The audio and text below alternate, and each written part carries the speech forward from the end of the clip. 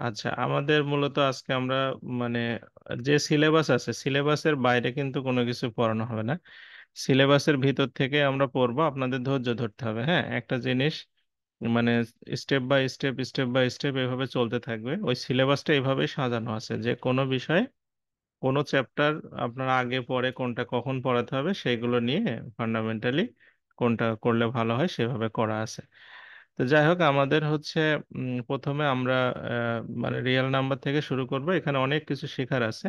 একটু সময় করে একটু মানে মনোযোগ দিয়ে আমাদের এখান থেকে ধীরে ধীরে শিখতে হবে। তো রিয়েল নাম্বারের ক্ষেত্রে প্রথমে আপনাকে যেগুলো খুব মানে ছোট জিনিস, আমি জাস্ট শুধু একটু ধারণা দিয়ে যাব। যেগুলো বিস্তারিত আলোচনা করার বিষয় সেগুলোতে গিয়ে কথাবার্তা হবে। প্রথমে আমরা অঙ্কে আসি। অঙ্কটা হচ্ছে যে আপনার হ্যাঁ, যখন কোনো কাউন্টিং এর কাজে যে চিহ্ন ব্যবহার করা হয় সেগুলোকে আমরা বলি হচ্ছে অঙ্ক। হুম। তাহলে গণিতের ক্ষেত্রে মোট 10টা অঙ্ক আছে, সেটা 0 থেকে 9 পর্যন্ত। হ্যাঁ, 0 একটা আর 1 থেকে 9, এই মোট 10টা। এর ভিতরে শূন্যকে আসলে সিগনিফিকেন্ট ডিজিট ধরা হয় না, কারণ শূন্য নিজে কোনো মান প্রকাশ করতে পারে না। হ্যাঁ, শূন্য অন্যের সাহায্য নিয়ে মান প্রকাশ করে, এই জন্য বাদবাকি যে 9টা আছে এগুলোকে বলা হয় সার্থক অঙ্ক।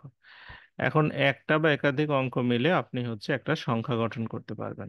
যেমন এক নিজেও একটা সংখ্যা, ধরেন এক একটা সংখ্যা, এটা নিজে একটা সংখ্যা, একটা মিলে আবার 11 এটাও একটা সংখ্যা। হ্যাঁ, আবার 45 এটা একটা সংখ্যা। 4 এবং 5 উভয় আলাদা আলাদা সংখ্যা। ঠিক আছে। তো যাই হোক, আহ, এরপরে আমরা দেখি যে হচ্ছে স্থানীয় মান আর স্বকীয় মান। এটা খুবই গুরুত্বপূর্ণ একটা বিষয় আপনাদের জানার জন্য। স্থানীয় মানে স্বকীয় মানে আমি একটা উদাহরণ সহ আপনাদের দেখানোর চেষ্টা করি। যেমন ধরেন এখানে একটা 555 একটা আমি উদাহরণ নিলাম। 555, ঠিক আছে। এই 555টা হচ্ছে 5টা 5 আছে এখানে। তাহলে এই প্রথম এই যে 5টা, এটার স্থানীয় মান হচ্ছে কত? 5। আর এই যে 5 এটার সাথে এটার স্থানীয় মান হবে 5×10=50। আবার এইটার স্থানীয় মান হবে হচ্ছে 500। ঠিক আছে।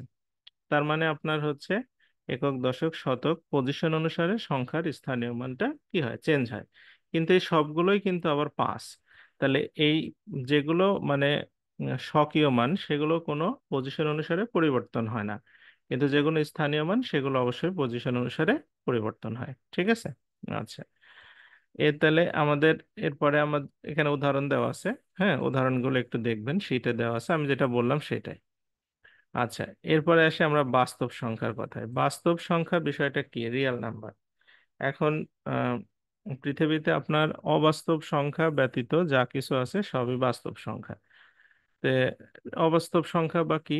এখানে যেমন বলছে যে বাস্তব সংখ্যার মধ্যে ধনাত্মক সংখ্যা, ঋণাত্মক সংখ্যা, শূন্য সবই বাস্তব সংখ্যা। হ্যাঁ, তার মানে আমরা যে কোনো ধনাত্মক, যে কোনো ঋণাত্মক, যে কোনো মানে শূন্য সহ ইনফিনিটি পর্যন্ত সবগুলোকে আমরা বাস্তব সংখ্যা বলি। অবাস্তব সংখ্যা বা কাল্পনিক সংখ্যা বলতে শুধু আমরা এই যে আই যুক্ত যে সংখ্যাগুলো থাকে সেইগুলোকে বোঝায়। যেমন 4i এরকম যদি সংখ্যা আপনি দেখেন তাহলে বুঝবেন যে এটা হচ্ছে অবাস্তব সংখ্যা। ঠিক আছে। আচ্ছা, তাহলে ধনাত্মক সংখ্যা হচ্ছে কি আপনার বাস্তব সংখ্যা, ঋণাত্মক সংখ্যা বাস্তব সংখ্যা, আবার হচ্ছে উম, মানে শূন্য বাস্তব সংখ্যা। বাস্তব সংখ্যাকে আমরা দুই ভাগে ভাগ করি, একটা হচ্ছে মূলদ, একটা হচ্ছে অমূলদ। বিষয়টা কি? একটা সহজ ভাবে আমরা যদি বলি যে আপনার এমন অনেক সংখ্যা আছে যে সংখ্যাগুলোকে আপনার হচ্ছে ভগ্নাংশ আকারে লেখা যায় না, সেগুলোকে আমরা বলি হচ্ছে অম্লদ সংখ্যা। তো এইটা বোঝা একটু কঠিন হয়। তো সেক্ষেত্রে আমরা একটা সহজ কথা বলি যে একটা একটা সংখ্যা যখন দশমিকের পরে, হুম দশমিকের পরে কোনো টার্ম রিপিট না হয়ে যদি চলতে থাকে তাহলে সেটাকে আমরা বলবো হচ্ছে অম্লদ সংখ্যা। যেমন একটা উদাহরণ দেই আপনাদের। রুট 2, রুট 2 আপনার হচ্ছে রুট 2-র মান কত?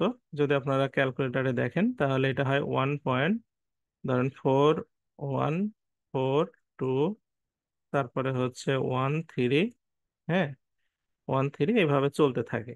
একটা বিষয় লক্ষ্য করেন যে দশমিকের পরে এগুলো কিন্তু রিপিট হচ্ছে না। হ্যাঁ, যেমন 4 4 1, তারপরে আছে কি তারপর আবার 4, আবার 2, তারপর 1, তারপরে 3, এরপরে যদি আপনার নেন তারপরে হবে 5, তারপরে 6, তারপরে 2, এরকম ভাবে চলতে থাকবে। তো এইটা কখনো কিন্তু কোনো সংখ্যা রিপিট হবে না। হুম। এইগুলোকে আমরা বলবো হচ্ছে অমূলদ। অমূলদ, হ্যাঁ। আর যদি এরকম হয় যে ধরেন আপনাকে বললো 1.4141414141 এভাবে যদি বলতে থাকে, এগুলো কিন্তু দেখেন এটা অসীম পর্যন্ত যাবে। অনেকেই কনফিউজড করে ফেলে যে অসীম পর্যন্ত গেলেই মনে হয় সেটা অমূলদ, কিন্তু না। অমূলদ হতে হলে দশমিকের পরে আপনাকে খেয়াল রাখতে হবে যাতে সেই সংখ্যাটা কি হয়, মানে অঙ্কগুলো যাতে রিপিট না হয়। হ্যাঁ, যদি রিপিট হয় তাহলে কিন্তু হচ্ছে সেটা আপনার হবে না। ঠিক আছে? বুঝতে পারছেন কথা কি সবাই? অমূলদ সংখ্যাটা বুঝছেন? অমূলদ সংখ্যা বুঝলে আমরা হচ্ছে মূলদ সংখ্যায় যেতে পারি আর কি। অমূলদ সংখ্যা যদি বুঝে থাকে। হ্যাঁ। তো অম্লদ সংখ্যা বাদে দুনিয়াতে যা কিছু আছে সবই হচ্ছে আপনার মূলদ সংখ্যা। অম্লদ সংখ্যাটা আমরা চিনে গেলাম, এই বাদে যেগুলো আছে সেগুলোকে বলবো আমরা হচ্ছে মূলদ সংখ্যা। তো মূলদ সংখ্যা মূল বৈশিষ্ট্যটাই হচ্ছে এটা ভগ্নাংশ আকারে লেখা যাবে। হ্যাঁ, যেমন এই যে √2 কে আপনি কখনোই ভগ্নাংশ আকারে লিখতে পারবেন না। কিন্তু আপনার ধরেন এরকম যদি আপনাকে বলা হয় যে মনে করেন 10কে আপনি 3 দিয়ে ভাগ করলেন, তাহলে কত হবে? 3.3333 এভাবে চলতে থাকবে। এখন অনেকে মনে করে এটা হচ্ছে মূলদ অমূলদ সংখ্যা। কেন? কারণ দশমিকের পর এটা আনলিমিটেড আছে, কিন্তু না, এটা যেহেতু পরপর রিপিট হয়েছে, তাই সুতরাং এটা হচ্ছে অমূলদ সংখ্যা হবে না। এটাকে কিন্তু দশমিক আকারে লেখা যায়। ক্লিয়ার বিষয়টা? আচ্ছা। তাহলে যে সংখ্যাটাকে লব এবং হর দশমিক আকারে লেখা যায়, হুম, হচ্ছে সেটাকে বলি আমরা হচ্ছে মূলদ সংখ্যা। মূলদ সংখ্যাকে আমরা আবার দুই ভাগে ভাগ করি। একটা হচ্ছে পূর্ণ সংখ্যা, একটা হচ্ছে ভগ্নাংশ। হ্যাঁ। পূর্ণ সংখ্যা মানে ইন্টিজার। ইন্টিজার কি কি থাকতে পারে? যেমন 1, 2, 3, 4, এগুলো সব হচ্ছে পূর্ণ সংখ্যা। আর যদি বলি ভগ্নাংশ, তাহলে ভগ্নাংশ যেমন 2.5, হ্যাঁ, 3.9, এরকম। ঠিক আছে? তো এই মানে দুই প্রকার মূলদ সংখ্যাকে আমরা আবার দুই ভাগে ভাগ করতে পারি। আচ্ছা। পূর্ণ সংখ্যা বলতে আমরা কোনগুলোকে বুঝি? পূর্ণ সংখ্যার একটু বিস্তারিত জানি। পূর্ণ সংখ্যাতে দেখেন এনারা বলছে যে সকল ধরনের কি হবে, সকল ধরনের ধনাত্মক, শূন্য এবং ঋণাত্মক সংখ্যায় পূর্ণ সংখ্যা, যেমন 1, 2, 0, -15, -3, এগুলো সবই হচ্ছে পূর্ণ সংখ্যা। এখন ধনাত্মক যে সংখ্যাগুলো থাকে, ধনাত্মক সংখ্যা মানে পজিটিভ নাম্বার, পজিটিভ নাম্বারকে আমরা হচ্ছে বলি আহ, তিন ভাবে ভাগ করি। একটা হচ্ছে মৌলিক, একটা হচ্ছে অমৌলিক, আর একটা হচ্ছে ওয়ান। হ্যাঁ। ওয়ান কিন্তু মৌলিক অমৌলিক কোনো কিছুর মধ্যে যায় না, এটা আলাদাভাবে আমাদের ডিনোট করতে হয়। ঠিক আছে? মৌলিক সংখ্যা কোনগুলো? মৌলিক সংখ্যা নিয়ে আমাদের বিস্তারিত আলোচনা হবে এরপরে। তো মৌলিক সংখ্যা প্রথম যেটা আছে সেটা হচ্ছে যে সংখ্যাগুলোকে আপনার এক এবং শুধু সেই সংখ্যা দিয়ে ভাগ করা যায়, সেটাকে বলা হয় হচ্ছে মৌলিক সংখ্যা। শুধু এক আর ওই সংখ্যা দিয়ে ভাগ করা যায়, যেমন 5। 5কে আপনি 5 দিয়ে ভাগ করতে পারবেন, আর 5কে আপনি 1 দিয়ে ভাগ করতে পারবেন। এইটাকে বলা হয় মৌলিক সংখ্যা। তার মানে মৌলিক সংখ্যাকে ভাগ করা যায় দুইটা সংখ্যা দ্বারা, এই যে একটা আর এই যে একটা। এখন এই জন্য হচ্ছে মৌলিক সংখ্যার গুণনীয়ক হচ্ছে দুইটা। এটা আমরা অবশ্য পড়ব। গুণনীয়ক মানে কি? যেটা দিয়ে ভাগ করা যায়, যেমন 7। 7কে কি কি দিয়ে ভাগ করা যায়? 1 দিয়ে আর 7 দিয়ে। তাহলে গুণনীয়ক কয়টা হলো? দুইটা, 1 আর 7। তার মানে হচ্ছে মৌলিক সংখ্যার গুণনীয়ক সবসময় হবে হচ্ছে দুইটা। ঠিক আছে? অর্থাৎ সেই সংখ্যাকে ওই এক আর ওই সংখ্যা দিয়ে ছাড়া অন্য কিছুকে ভাগ করা যায় না। তো মৌলিক সংখ্যা নিয়ে বিস্তারিত পরবর্তী আলোচনা হবে। মৌলিক সংখ্যা বাদ দিয়ে যেগুলো আছে সবই অমৌলিক সংখ্যা। আচ্ছা। এবার আসি ভগ্নাংশ। ধরেন একটা সংখ্যাকে আপনি যখন ভগ্নাংশ আকারে প্রকাশ করবেন, তখন দেখতে এরকম হবে। এরকম হবে জিনিসটা। উপরে পি, নিচে হচ্ছে কিউ। পিটা হচ্ছে আমাদের বলা হয় লব, আর কিউটাকে বলা হবে হচ্ছে হর। এইভাবে যেমন যেমন আপনাকে যদি বলি 5/2, এটা একটা ভগ্নাংশ। উপরেরটা হচ্ছে আপনার হর, নিচেরটা মানে উপরেরটা লব, নিচেরটা হচ্ছে হর। ঠিক আছে? আচ্ছা। এরপরে ভগ্নাংশের মধ্যে আমাদের দুই ধরনের ভগ্নাংশ আছে, একটা সাধারণ ভগ্নাংশ, একটা হচ্ছে দশমিক ভগ্নাংশ। সাধারণ ভগ্নাংশ কেমন? এটা সহজ উদাহরণ, যেমন 7/3, এটা হচ্ছে সাধারণ ভগ্নাংশ। আবার হচ্ছে দশমিক ভগ্নাংশ মানে 3.41, এটাকে বলা হবে আমরা দশমিক ভগ্নাংশ। ঠিক আছে? যাই হোক, এরকম আপনার সাধারণ আর ভগ্নাংশকে আবার আমরা প্রকারভেদ হিসাবে ভাগ করতে পারবো। সাধারণ ভগ্নাংশ লব আর হর আকারে লেখা যায়। সাধারণ ভগ্নাংশ তিন প্রকার। একটা হচ্ছে প্রকৃত, একটা হচ্ছে অপ্রকৃত, আর একটা হচ্ছে মিশ্র। ঠিক আছে, এটা নিয়ে তো কিছুদিন আগে ইউটিউবে খুব আপনার ব্যাপক হারে, ফেসবুকে দেখলাম যে ট্রল টল হলো। হ্যাঁ, ভগ্নাংশ তিন প্রকার। মনে আছে হয়তো। তো যাই হোক, তো ব্যাপারটা সত্যই তাই, সাধারণ ভগ্নাংশ তিন প্রকার, একটা হচ্ছে প্রকৃত, একটা হচ্ছে অপ্রকৃত, একটা হচ্ছে মিশ্র। তা আমরা প্রকৃতটাকে বলতে পারি ধরেন এইভাবে, যে 3/5, এটা হচ্ছে ধরেন প্রকৃত, মানে ওপরেরটা হচ্ছে লবটা আমাদের ছোট, আর এখানে লবটাই যখন বড় হবে তখন সেটা অপ্রকৃত। আর 3/2/4, এগুলোকে বলা হবে মিশ্র। ঠিক আছে, পূর্ণ। হ্যাঁ, মানে উদাহরণ দেখে আপনার বোঝার কথা, মানে উপরেরটা ছোট হলে প্রকৃত, উপরেরটা বড় হলে অপ্রকৃত, আর একটা হচ্ছে আপনার ইয়ে হলে মিশ্র। হ্যাঁ, তাহলে ভগ্নাংশ তিন প্রকার, সবারই মনে থাকার কথা। তো এইগুলো যাই হোক গেল, এরপর আমরা দশমিক ভগ্নাংশের কথায় আসি। দশমিক ভগ্নাংশ হচ্ছে দশমিক আকারে যখন প্রকাশ করা হয়, যেমন 2.5631, এটা হচ্ছে দশমিক ভগ্নাংশ। তো দশমিক ভগ্নাংশ তিন ধরনের হবে, একটা সসীম, একটা হচ্ছে অসীম আবৃত, একটা হচ্ছে অসীম অনাবৃত। ঠিক আছে, এইগুলো ভালো করে আপনাকে বুঝতে হবে, একটা হচ্ছে অসীম আবৃত কোনটা, অসীম অনাবৃত কোনটা, সসীম কোনটা। প্রথমে আমরা সসীমের কথায় আসি। সসীম মানে আপনি উদাহরণ দেখেই বুঝতে পাচ্ছেন, যেটা ভগ্নাংশ শেষ হয়ে গেছে, যেমন 2.5488, এটা শেষ হয়ে গেছে, এটাকে বলা হবে হচ্ছে সসীম। এরপরে আর নাই। আচ্ছা, অসীম কোনটা, যেটা কখনোই শেষ হবে না। হ্যাঁ, অসীম আবৃত। আবৃত মানে কি? আবৃত্ত অর্থ হচ্ছে, আপনার 3 পয়েন্ট দেখেন, 4 5 4 5 4 5, এরকম যেগুলো রিপিট হয় সেগুলোকে আমরা বলবো হচ্ছে অসীম আবৃত্ত। এইগুলোকেই বলা হবে হচ্ছে পৌনঃপুনিক। হ্যাঁ, অসীম আবৃত্তকেই বলা হয় পৌনঃপুনিক। আর অসীম অনাবৃত্ত যেগুলো, সেগুলোই হচ্ছে মূলদ সংখ্যা। হ্যাঁ, এই কি বলে, অমূলদ সংখ্যা, মনে আছে?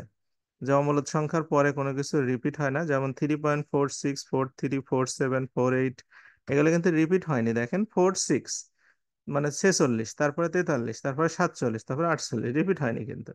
তো এই যেগুলো দশমিকের পরে অসীম পর্যন্ত যাবে, কিন্তু দশমিকের পরে অসীম পর্যন্ত যাবে কিন্তু সেটা কোনো রিপিট হবে না, সেগুলোকে আমরা বলবো হচ্ছে অসীম অনাবৃত্ত। ঠিক আছে। আচ্ছা, আপনারা এই পর্যন্ত আমি যে বিষয়গুলো আলোচনা করলাম, সেগুলো নিয়ে কি কোনো কনফিউশন আছে? আমি অমূলদ সংখ্যা আর একটু ডিটেলসে যাব। মানে এই যে দশমিক সংখ্যা যেগুলো তিন প্রকার, মানে পূর্ণ সংখ্যা তিন প্রকার, এগুলো যেগুলো আলোচনা করলাম, ভগ্নাংশ তিন প্রকার, আপনারা কি ক্লিয়ার বিষয়গুলোতে? কারো কোনো কনফিউশন আছে? আচ্ছা, নোমের বলেন দেখি। নমস্কার স্যার। নমস্কার, বলেন, শুনছি।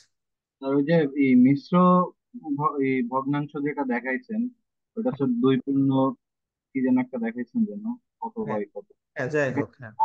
লবটা কি ছোট থাকতে হবে আর হরটা বড় থাকবে, এই সিস্টেমে হবে নাকি লব বড় হইতে পারবে সেগুলো? না, এটাতে লব মানে ইয়ে হয় না, বড় হয় না সচরাচর। হ্যাঁ, ওটা বড় হয় না, কারণ হচ্ছে আপনার কিছু ভগ্নাংশ আছে যেটা ভাগ করার পরে আপনার, যেমন ধরেন আপনি 10কে হচ্ছে 3 দিয়ে ভাগ করলেন। হ্যাঁ, তাহলে এখানে কত হলো? 3। তাহলে 3 3 9 হলো, তাহলে এখানে 1 থাকবে, এখানে 3 থাকবে, এরকম। এটা লব সচরাচর বড় হয় না, আমি যতদূর জানি। হ্যাঁ, এই আর কি। আরেকটা কোশ্চেন হচ্ছে, এই যে মূল এই অমূলদের যে ইটা দিয়েছেন আর কি, এক্সাম্পলটা দিয়েছেন, সেটা হচ্ছে যে 4 6 4, মানে রিপিটের সিস্টেমটা কি, মানে কোন একটা সংখ্যা নাকি দেখা যাচ্ছে যে যেমন এখানে একটা উদাহরণ দেওয়া আছে 46 43 47, এখানে চার যেমন রিপিট হচ্ছে। না, তো চার রিপিট হওয়া এটাকে রিপিট বলে না। রিপিট রিপিট বলে এরকম, যেমন ধরেন 3 পয়েন্ট আপনার 4 4 4 4 4, এইগুলাকে বলে রিপিট। হ্যাঁ, চার রিপিট হওয়া। কিন্তু আপনার যদি বলেন 3 পয়েন্ট হচ্ছে 4 3 4 2 4 1, এবার কিন্তু চার রিপিট হওয়া হলো না। হ্যাঁ, মানে যদি জোড়ায় জোড়ায় রিপিট হয়, বা একটা একটা রিপিট, একটা একটা রিপিট হলে এরকম সিরিয়ালে চলবে। হ্যাঁ, জোড়ায় যদি রিপিট হলে যদি এরকম হয় 3.43 43 43, এবার রিপিট হয়েছে। বুঝছেন ঘটনা? হুম। একটা জিনিস, যদি তিনটা তিনটা করে রিপিট হয় হ্যাঁ, সেক্ষেত্রেও হ্যাঁ, হ্যাঁ, তিনটা তিনটা করেও হতে পারে। যেমন আপনার 3 পয়েন্ট ধরেন 451, এইভাবে হলো, আবার 451, এইভাবে হলো, আবার 451, এইভাবে হলো, তাহলে কিন্তু এটা পৌনঃপুনিক। হ্যাঁ, এটা আচ্ছা। তার মানে তিনটা, মানে জোড়াটা সেম থাকবে। হ্যাঁ, সেম থেকে আপনার বারবার মানে আসতেই থাকবে, পুনরাবৃত্তি হবে। ঠিক আছে, তখন সেটাকে আমরা বলবো পৌনঃপুনিক। আর যদি পুনরাবৃত্তি না হয়, যদি সিরিয়াল ব্রেক করে, তাহলে আপনি বুঝবেন যে এটা হচ্ছে অসীম অনাবৃত্ত, সেটাই হচ্ছে অমূলদ সংখ্যা। ঠিক আছে। হুম। ওকে। আচ্ছা, এরপরে তাহলে আমরা চলে যাই নোমেরিয়া পরে অমূলদ সংখ্যা নিয়ে এবার একটু আলোচনা করি, যেহেতু অমূলদ সংখ্যা খুবই গুরুত্বপূর্ণ বিষয়। অমূলদ সংখ্যা কোন কোন কোনগুলো অমূলদ সংখ্যা হয়? অমূলদ সংখ্যা হয় কোন কোনগুলো দেখেন, এখানে ডেফিনেশনের মধ্যে বলা আছে যে মৌলিক সংখ্যার বর্গমূল। মৌলিক সংখ্যা কোনগুলো? 2, 3, 5, 7, হুম, তারপরে 11, তারপরে 13, তারপরে হচ্ছে কত আছে আপনার 17, তাই না? এরকম যতগুলো মৌলিক সংখ্যা আছে, আমরা মৌলিক সংখ্যা পড়বো, এগুলো সবগুলো রুট করলে আপনার হচ্ছে অমূলদ হবে। এগুলো যদি আপনার রুট করেন, সবগুলো অমূলদ হবে। ঠিক আছে। হ্যাঁ, তার মানে যে কোনো মৌলিক সংখ্যার বর্গমূল করলে সেটা অমূলদ হবে। তারপরে পূর্ণবর্গ নয় এরকম স্বাভাবিক সংখ্যার বর্গমূল। পূর্ণবর্গ নয় সংখ্যা কোনগুলো? পূর্ণবর্গ সংখ্যা কোনগুলো সেটা আপনাকে আগে বুঝতে হবে। পূর্ণবর্গ সংখ্যা হচ্ছে, যেমন ধরেন 25টা হচ্ছে পূর্ণবর্গ সংখ্যা, কারণ এটার পরে রুট করলে অ্যান্সার হবে 5। কিন্তু 26 কিন্তু পূর্ণবর্গ সংখ্যা না, কারণ এটার পরে রুট করলে সরাসরি পূর্ণ মান আসে না। তাহলে এই যে কোনো পূর্ণবর্গ নয় এরকম সংখ্যাকে যদি আপনি রুট করেন, তাহলেও সেটা কি হবে? অমূলদ হবে, কারণ এটা শেষ হবে না কখনো এবং রিপিট হবে না। ক্লিয়ার বিষয়টা কি? 26-এর রুট করলে কত হবে? 5-এর থেকে একটু বেশি হবে, তাই না? 26-এর রুট করলে, হুম, 26-এর রুট করলে হয়তো দেখা যাচ্ছে 5 দশমিক সামথিং হবে আর কি, যাই হোক। কিন্তু কোনটা, এটা 5 দশমিক ধরেন 0, 1, 2 এরকম যা একটা কিছু হবে, আমি সঠিক বলতে পারছি না। কিন্তু এইটা কিন্তু আপনার কোনো সময় কি হবে না, রিপিট হবে না। বুঝতে রিপিট মানে এটা কিন্তু সবসময় অমূলদ, কারণ রিপিট হবে না। যে কোনো ধরনের মানে সংখ্যা যেটা পূর্ণবর্গ নয়, সেটা যদি আপনি রুট করে দেন, তাহলে সেটা আর রিপিট হবে না। এরপরে আসেন পূর্ণ ঘন। পূর্ণ ঘনর ক্ষেত্রে খেয়াল করেন যে আহ পূর্ণ ঘন নয় এরকম স্বাভাবিক সংখ্যার ঘনমূল। ঘনমূল কিরকম? যেমন ধরেন আপনার 64, 64কে যদি আপনি ঘনমূল করেন মানে ঘনমূলটা এইভাবে করতে হয়, এর মধ্যে 3 দিতে হয়, তাহলে এটা হবে কত? 4, মানে 4-এর উপর কিউব দিলে 64 হয়। আচ্ছা, কিন্তু যদি 65-র আপনি ঘনমূল বের করেন, 65-র ঘনমূল যদি বের করেন বা 66-র ঘনমূল যদি বের করেন, তাহলে এটা অমূলদ সংখ্যা হবে। ঠিক আছে। তার মানে যেগুলো পূর্ণ ঘন নয়, ঘন বের করা যায় না, সেগুলো সংখ্যা। তারপরে এটা বলছে কি, দশমিকের পরে যদি ঘরগুলো ভিন্ন ভিন্ন আকারে অসীম হয়, যেটা আমি এতক্ষণ বললাম, দশমিকের পরে হবে এবং ঘরগুলো ভিন্ন ভিন্ন আকারে অসীম হবে, সেগুলোকে আমরা বলবো হচ্ছে অমূলদ। ঠিক আছে। তাহলে অমূলদ সংখ্যার বেসিক তো আমার মনে হয় ক্লিয়ার হয়ে গেছে। গুরুত্বপূর্ণ অমূলদ সংখ্যার ভিতরে √2, √3, √5 এগুলো। পাশাপাশি হচ্ছে এই যে এর পাই, তারপরে এরকম যে চিহ্নগুলো আছে, সেগুলো হচ্ছে অমূলদ সংখ্যা। ঠিক আছে। পূর্ণ সংখ্যার কথায় আসি। পূর্ণ সংখ্যাতে ইন্টিজার, শূন্য সহ সকল ধনাত্মক ঋণাত্মক অখণ্ড সংখ্যাকে বলা হয় পূর্ণ সংখ্যা। অখণ্ড সংখ্যা কোনগুলো? অখণ্ড সংখ্যা হচ্ছে আপনার যেগুলোর সাথে দশমিক থাকবে না। হুম। স্বাভাবিক সংখ্যা খুব ইম্পর্টেন্ট। স্বাভাবিক সংখ্যা হচ্ছে 1 থেকে শুরু হবে, 1 থেকে শুরু হয়ে উপরের দিকে 2, 3, 4, 5 এরকম অসীম পর্যন্ত। হ্যাঁ, 1-এর নিচে নামবে না। এগুলোকে বলবো আমরা হচ্ছে স্বাভাবিক সংখ্যা। আমরা যখন বীজগণিত করব, আপনার হচ্ছে অন্যান্য চ্যাপ্টার যখন করব, এগুলো তখন আপনাদের জন্য খুবই টাফ হয়ে যাবে যদি এই সংখ্যাগুলো না বুঝে থাকেন। বীজগণিতে গেলে, ত্রিকোণমিতি যখন যাবেন, এগুলো যে মৌলিক অ্যাপ্লিকেশন, সেখানে ভুলের কারণে আপনি আর ভালো করতে পারবেন না। এই জন্য এগুলো বুঝে রাখবেন। স্বাভাবিক সংখ্যা বলতে আমরা বুঝবো যে 1 থেকে শুরু করে উপরের গুলো। হ্যাঁ। আচ্ছা, রোমান প্রতীক নিয়ে কিছু বিষয় আছে। রোমান প্রতীকে আপনার হচ্ছে আহ 1 থেকে মানে এই যে 10 পর্যন্ত আমরা যেগুলো ছোটবেলায় শিখছিলাম, হুম, সেগুলো তো জানেন সবাই। বাদ বাকি হচ্ছে এই 50, 100, 500, 1000 আর 10,000। তো এলসিডি মনিটর আমরা ছোটবেলায় পড়ছিলাম, এল তে হচ্ছে 50, সি তে 100, ডি তে 500, এম তে 1000, আর এক্স এর উপরে বার দিলে সেটা হবে 10,000। হুম। আচ্ছা, যাক, আরো আছে, আমাদের এগুলো জানলেই চলবে, হ্যাঁ, অত জানা লাগবে না। এরপর আমরা বিভাজ্যতা শিখব। বিভাজ্যতা জিনিসটা কি? ধরেন একটা সংখ্যা দিয়ে আরেকটা সংখ্যাকে ভাগ করা যাবে কি যাবে না, সেটা নির্ণয় করাটাই হচ্ছে কি বিভাজ্যতা। ঠিক আছে। তো বিভাজ্যতার মূল বিষয়টা হচ্ছে প্রথমে আপনার কয়েকটা টার্ম চিনতে হবে। একটা হচ্ছে ভাজ্য। ভাজ্য মানে যেটাকে ভাগ করা হবে। ধরেন আমি 10কে ভাগ করব হচ্ছে 3 দিয়ে। তাহলে এই উম, আপনার হচ্ছে 3 দিয়ে না, 4 দিয়ে ভাগ করি, তাহলে একটু বুঝতে সুবিধা হবে। আমরা ধরেন 4 দিয়ে ভাগ করব। 4 দিয়ে ভাগ করলে এই 4কে বলবো আমরা হচ্ছে কি, এটাকে বলবো ভাজক। 4-এর নাম হচ্ছে ভাজক। এটা হচ্ছে আমাদের ভাজ্য। আর এখানে 4 দোকানে 8, এটা হচ্ছে আমাদের ভাগফল। হ্যাঁ। আর এখানে থাকবে 8, বসানোর পরে থাকবে কত, 2। এইটা হচ্ছে আমাদের কি, ভাগশেষ। ঠিক আছে, এই 4টা টার্ম, এগুলো পড়ে শেখার কোনো দরকার নেই। যেটাকে ভাগ করা হয় সেটা ভাজ্য, যেটা দিয়ে ভাগ করা হয় সেটা ভাজক, যেটা উত্তর হয় সেটা ভাগফল, আর যেটা শেষে থাকে সেটার নাম ভাগশেষ। সহজ কথা। তো এই 4টা জিনিস আগে জানতে হবে। এই 4টার মধ্যে সম্পর্কটা কি দেখেন, সম্পর্কটা সহজভাবে যদি আমরা প্রেজেন্ট করার চেষ্টা করি, যেমন আমরা 4 দিয়ে 10কে ভাগ করলাম, আমাদের এখানে 2 হলো, এখানে 8 হলো, এখানে 2 হলো। তাহলে এই যে এই ভাজক আর এই দুইটা গুণ করে 4 দোকানে 8 আর এটার সাথে যোগ করলেই হয়ে যাচ্ছিল, তাই না, আমাদের 10 মিলে যাচ্ছে। তার মানে ভাজ্যটা হচ্ছে এই ভাজক আর ভাগফলের গুণ এবং ভাগশেষের যোগ। ঠিক আছে, এই সূত্রটা খুব ভালো করে মনে রাখবেন, আমাদের পরবর্তীতে কাজে দিবে, অনেক জায়গাতে কাজে দিবে। খুবই সহজ জিনিস মনে হলেও এটা কিন্তু আসলে প্র্যাকটিক্যালি খুব জটিল আছে, গেলে বুঝতে পারবেন। আচ্ছা, এরপরে আমরা বিভাজ্যতা নির্ণয়ের ক্ষেত্রে আপনি যখন অঙ্কের ক্ষেত্রে কাটাকাটি, পাটিগণিতে তো কাটাকাটিটা খুব ম্যাটার করে। যখন আমরা কাটাকাটি করব, তখন আপনাকে খুব ভালোভাবে বুঝতে হবে যে কোনটা দিয়ে কোনটা কাটা যাবে, কোনটা দিয়ে কাটা যাবে না, বা কি অবস্থা। তো সেই ক্ষেত্রে আমরা প্রথমে যে কোনো জোড় সংখ্যাকে 2 দিয়ে ভাগ করতে পারবো। যে কোনো জোড় সংখ্যা, পৃথিবীর যে কোনো জোড় সংখ্যাকে 2 দিয়ে ভাগ করা যাবে। যে সংখ্যাগুলো যোগফল 3 দ্বারা ভাগ যাবে সেই সংখ্যাটাও 3 দ্বারা ভাগ যাবে। যেমন একটা সহজ কথা, 123, এই সংখ্যাকে কি 3 দিয়ে ভাগ যাবে? এটা কাটার আগে আপনি আগে চেক আউট করে নেবেন। চেক আউট কিভাবে? এই উপরে যে 1 2 3 আছে, 1+2+3, এটা যোগ করে দেখবেন কত হয়, 6 হয়। এই 6 যেহেতু 3 দিয়ে ভাগ যাবে, সেহেতু এই সংখ্যাকেও 3 দিয়ে ভাগ করা যাবে। যত বড় সংখ্যাই হোক না কেন, এটা হচ্ছে 3 দিয়ে ভাগ করার ক্ষেত্রে আপনার এই নিয়ম ফলো করবেন। যেমন ধরেন আমি যদি বলি 1 2 4 আর 6, এটা কি 3 দিয়ে ভাগ যাবে? দেখা যাক, 6 আর 4 10, আর 2 আর 1 3, 13। এটা হচ্ছে 13, 13 তো আর 3 দিয়ে ভাগ যায় না, তাহলে এটাকে 3 দিয়ে ভাগ করা যাবে না। হ্যাঁ, এটা চেষ্টা করে লাভ হবে না, ভাগ হবে না। তাই কাটাকাটি করার ক্ষেত্রে আপনার অবশ্যই এই জিনিসটা জানা দরকার। যখন আপনি একটা দ্রুত কাটাকাটি করতে যাবেন, 3 দিয়ে কাটবেন কি কাটবেন না, এই কনফিউশন দূর করার জন্য এই রুলটা জানা দরকার। আচ্ছা, 4 দিয়ে কাটার সিস্টেমটা কি? 4-এর হচ্ছে যখন আপনার শেষের দুইটা ডিজিট 4 দিয়ে কাটা যাবে, তখন সেটা 4 দিয়ে ভাগ যাবে। হ্যাঁ, যেমন ধরুন আপনাকে বলা হলো 124, আপনি এই দুইটা চেক করবেন, শেষের দুইটা।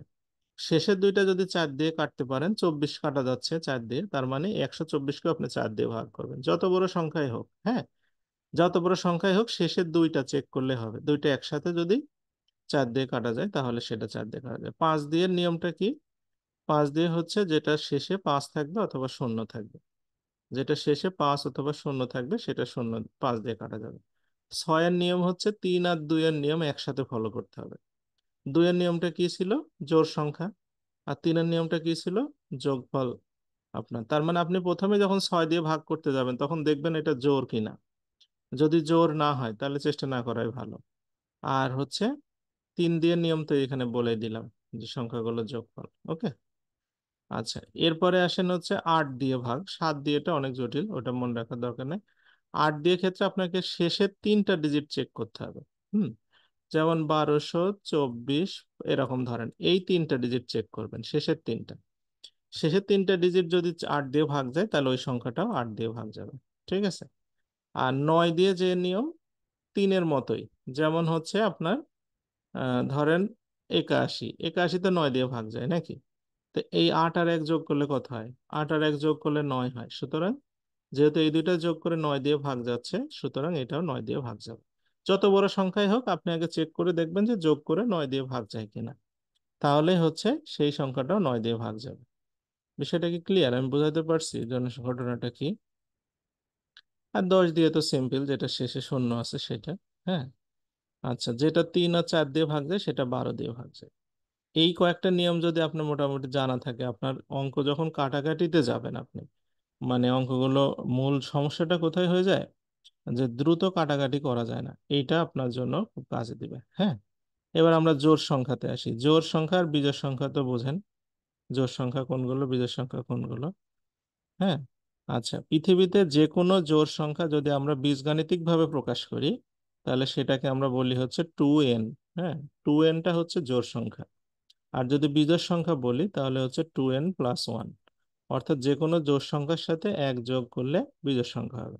আবার আপনি বলতে পারেন 2n-1ও বিজোড় সংখ্যা হবে। হ্যাঁ, 2n এর সাথে এক যোগ করলেও বিজোড় সংখ্যা, 2n এর সাথে এক বিয়োগ করলেও বিজোড় সংখ্যা।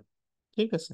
আচ্ছা, এখন আমরা যদি দুইটা জোড় সংখ্যা, ধরেন আমি যোগ করি, দুইটা জোড় সংখ্যা যদি আমি যোগ করি, তাহলে সেটা কি হবে, সেটা কি হবে? যেমন এখানে কিছু আছে, আমি বোঝানোর চেষ্টা করছি। জোড় আর জোড়, জোড় আর বিজোড়, বিজোড় আর বিজোড়, জোড় আর জোড়, জোড় আর বিজোড়, বিজোড় আর, এরকম যে সূত্রগুলো আপনি এখানে দেখলেন, এগুলো মনে রাখা খুব টাফ ব্যাপার। তো এইটা এটা বোঝার ক্ষেত্রে আমরা দুইটা বিষয় কাজে লাগাতে পারি। একটা হচ্ছে যে প্রথমে আমি জোড় আর জোড়টা কাজে লাগাই, একটা বিল্ডিং ব্লকস ছিল, বিল্ডিং ব্লকসটা খুব কাজে দেয়।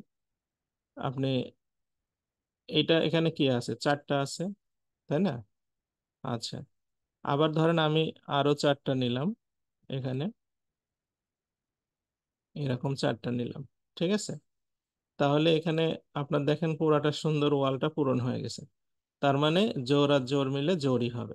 হ্যাঁ, আবার যদি ধরেন জোড় আর বিজোড়ের কথায় আসি, এখানে চারটার জায়গাতে আপনি এবার তিনটা নেন, মানে তিনটা বা অন্য কিছু নেন এরকম। হ্যাঁ, তাহলে দেখেন ওয়াল যদি ফাঁকা থাকে, এই যে জায়গায় ফাঁকা থাকলো, তার মানে বুঝবেন যে এটা হচ্ছে বিজোড়। হুম, তো এটা হচ্ছে আমরা ব্রিক্স মেথড আর কি, ব্রিক্স ব্যবহার করে, ইট ব্যবহার করে এটা শেখা যায় যে জোড় আর জোড় মিলে কি হচ্ছে, জোড় হচ্ছে, জোড় আর বিজোড় মিলে বিজোড় হচ্ছে। আবার আপনার দুইটা যদি বিজোড় হয় তখন আবার কিন্তু জোড় হয়ে যাবে। হ্যাঁ, কারণ এই ওয়াল তখন একটা, এই পাশের ফাঁকা ওয়ালটা এই পাশের ফাঁকা ওয়ালটা মিলে যাবে। ঠিক আছে, যেমন এটা যদি আপনার পাঁচটা হতো, এটা যদি পাঁচটা হতো তাহলে এইটার এই ওয়ালটা মিলে যেত, তাহলে জোড় হয়ে যেত। এখন দুইটা জোড় সংখ্যা গুণ করলে জোড় হবে। এটা আপনি যদি খুব কঠিন মনে হয় তাহলে যেমন আপনার 6 আর 6 গুণ করে দেখবেন, 36। ঠিক আছে, 8 আর 8, 8 আর 8 64, জোড়ই হচ্ছে যে কোনো দুইটা সংখ্যা। আচ্ছা, জোড় আর বিজোড় গুণ করলেও জোড় হবে। হ্যাঁ, কারণ জোড় সংখ্যা দিয়ে গুণ করলে অবশ্যই জোড় হবে, কিন্তু বিজোড় আর বিজোড় গুণ করলে বিজোড় হবে। যেমন 3 আর 5, আপনার এটা কত হচ্ছে, বিজোড় হচ্ছে। এইগুলো অনেক নিয়ম আছে, অ্যাটলিস্ট আপনি 6টা যদি মনে রাখেন তাহলে ভালো করতে পারবেন। হ্যাঁ, বিষয়গুলো সম্পর্কে একটা ভালো ধারণা পাবেন এবং কাজ করতে পারবেন, এবং অঙ্কে যখন আমরা যাব প্র্যাকটিক্যালি তখন এগুলো কাজে দিবেন। ওকে। আচ্ছা, এরপরে আমরা হচ্ছে গুণনীয়ক আর গুণিতকের ছোট্ট একটা জিনিস দেখব। এটা এক কথায় মানে বোঝা যাবে, আমি জাস্ট শুধু একটা সংখ্যা লিখে আপনাদেরকে বোঝানোর চেষ্টা করি। যেমন ধরেন একটা সংখ্যা হচ্ছে 12। হ্যাঁ, এই 12 সংখ্যা দিয়ে আপনি কাকে কাকে ভাগ করতে পারবেন? 12 দিয়ে আপনি ভাগ করতে পারবেন 12কে, 24কে, 36কে, তারপরে আপনার হচ্ছে 4 12 48, এইভাবে সোয়ান চলতে থাকবে। আর 12কে কি কি দিয়ে ভাগ করতে পারবেন? 1 দিয়ে, 2 দিয়ে, 3 দিয়ে, 4 দিয়ে, 6 দিয়ে, 12 দিয়ে। আচ্ছা, এই এই পাশের যে সংখ্যাগুলো আছে এগুলোকে বলা হয় গুণনীয়ক, এইগুলোর নাম হচ্ছে গুণনীয়ক। ঠিক আছে, আর এই পাশে যেগুলো আছে সেগুলোর নাম হচ্ছে গুণিতক। কথা বুঝতে পারছেন কি? হ্যাঁ, অর্থাৎ একটা সংখ্যাকে যে যে সংখ্যা দ্বারা ভাগ করা যায় সেগুলো গুণনীয়ক, আর ওই সংখ্যা দ্বারা অন্য সংখ্যাগুলোকে যাদেরকে ভাগ করা যায় সেগুলো হচ্ছে তার গুণিতক। হ্যাঁ, এটা সহজ একটা জিনিস, ছোট্ট একটা জিনিস। তার মানে গুণিতক গুলো ওই সংখ্যা এবং তার থেকে বড় হবে, আর গুণনীয়ক গুলো ওই সংখ্যা এবং তার থেকে কি হবে, ছোট হবে। ওকে। আচ্ছা, এখন আপনি চাইলে গুণনীয়ক কিন্তু গুনতে পারবেন। হ্যাঁ, গুণনীয়ক কিন্তু গুণা যায়। কিরকম? যেমন 4কে কি কি দিয়ে ভাগ যাবে? 1 দিয়ে যাবে, 2 দিয়ে যাবে, 4 দিয়ে যাবে, তিনটা। যদি বলি 6কে কি কি দিয়ে যাবে? 1 দিয়ে যাবে, 2 দিয়ে যাবে, 3 দিয়ে যাবে, 6 দিয়ে যাবে, তাহলে চারটা, এর আছে চারটা। হুম, আপনি গুণনীয়ক কিন্তু গুণে শেষ করা যাবে কয়টা আছে, কিন্তু আপনি গুণিতকে কি শেষ করতে পারবেন? যেমন 4 দিয়ে যাবে, 4 দিয়ে 8, 12, 16, এরকম কোথায় যা শেষ হবে তার ঠিক আছে। অর্থাৎ হচ্ছে গুণিতক হবে অসংখ্য, যেটার কোনো শেষ নাই, লিমিট নাই। কিন্তু গুণনীয়ক হবে কি, লিমিটেড, অর্থাৎ যেটা আপনি গুণে শেষ করতে পারবেন। ক্লিয়ার? বুঝতে পারছেন? তার মানে হচ্ছে একটা সংখ্যা, আহ, এই যে সংখ্যার এই যে দুইটা দুইটা শুধু গুণনীয়ক থাকে, সেটা এক, আর ওই সংখ্যা সেইকে আমি বলি মৌলিক সংখ্যা, যেটা আমরা আগে একবার আলোচনা করছি। ওকে। আচ্ছা, তাহলে মৌলিক সংখ্যা কয়টা আছে? এই মৌলিক সংখ্যা, হিউজ পরিমাণে মৌলিক সংখ্যার বিষয়ে আলোচনা পরীক্ষায় আসে। আচ্ছা, এখন এখানে হচ্ছে আহ, আপনাকে ভালোভাবে যেটা বুঝতে হবে সেটা হচ্ছে যে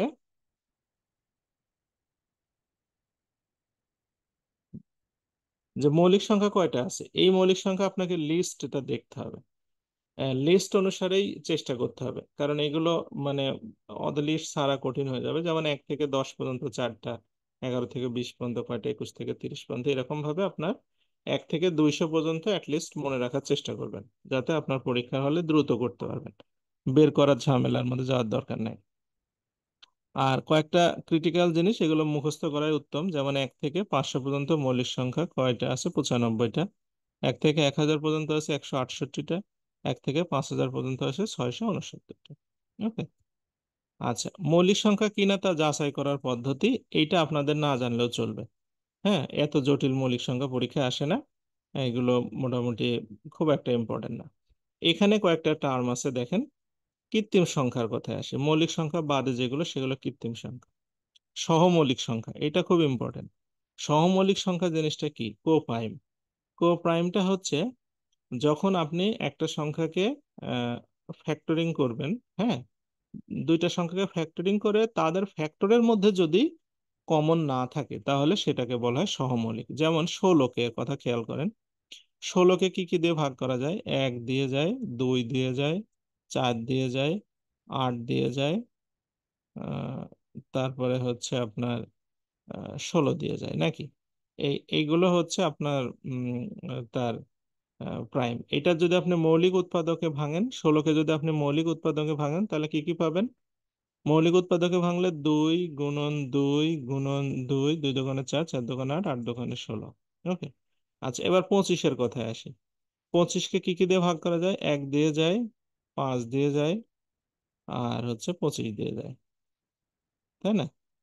আচ্ছা, আর এটাকে যদি আপনি মৌলিক উৎপাদকে ভাগ করেন, তাহলে কি কি হয়? মৌলিক উৎপাদকে ভাগ করলে 5 গুণন 5। একটা বিষয় খেয়াল করেন, এদের যখন আমরা মৌলিক উৎপাদকে ভাঙলাম, এই যে এই লাইন আর এই লাইন, এর মধ্যে কোনো কমন নাই।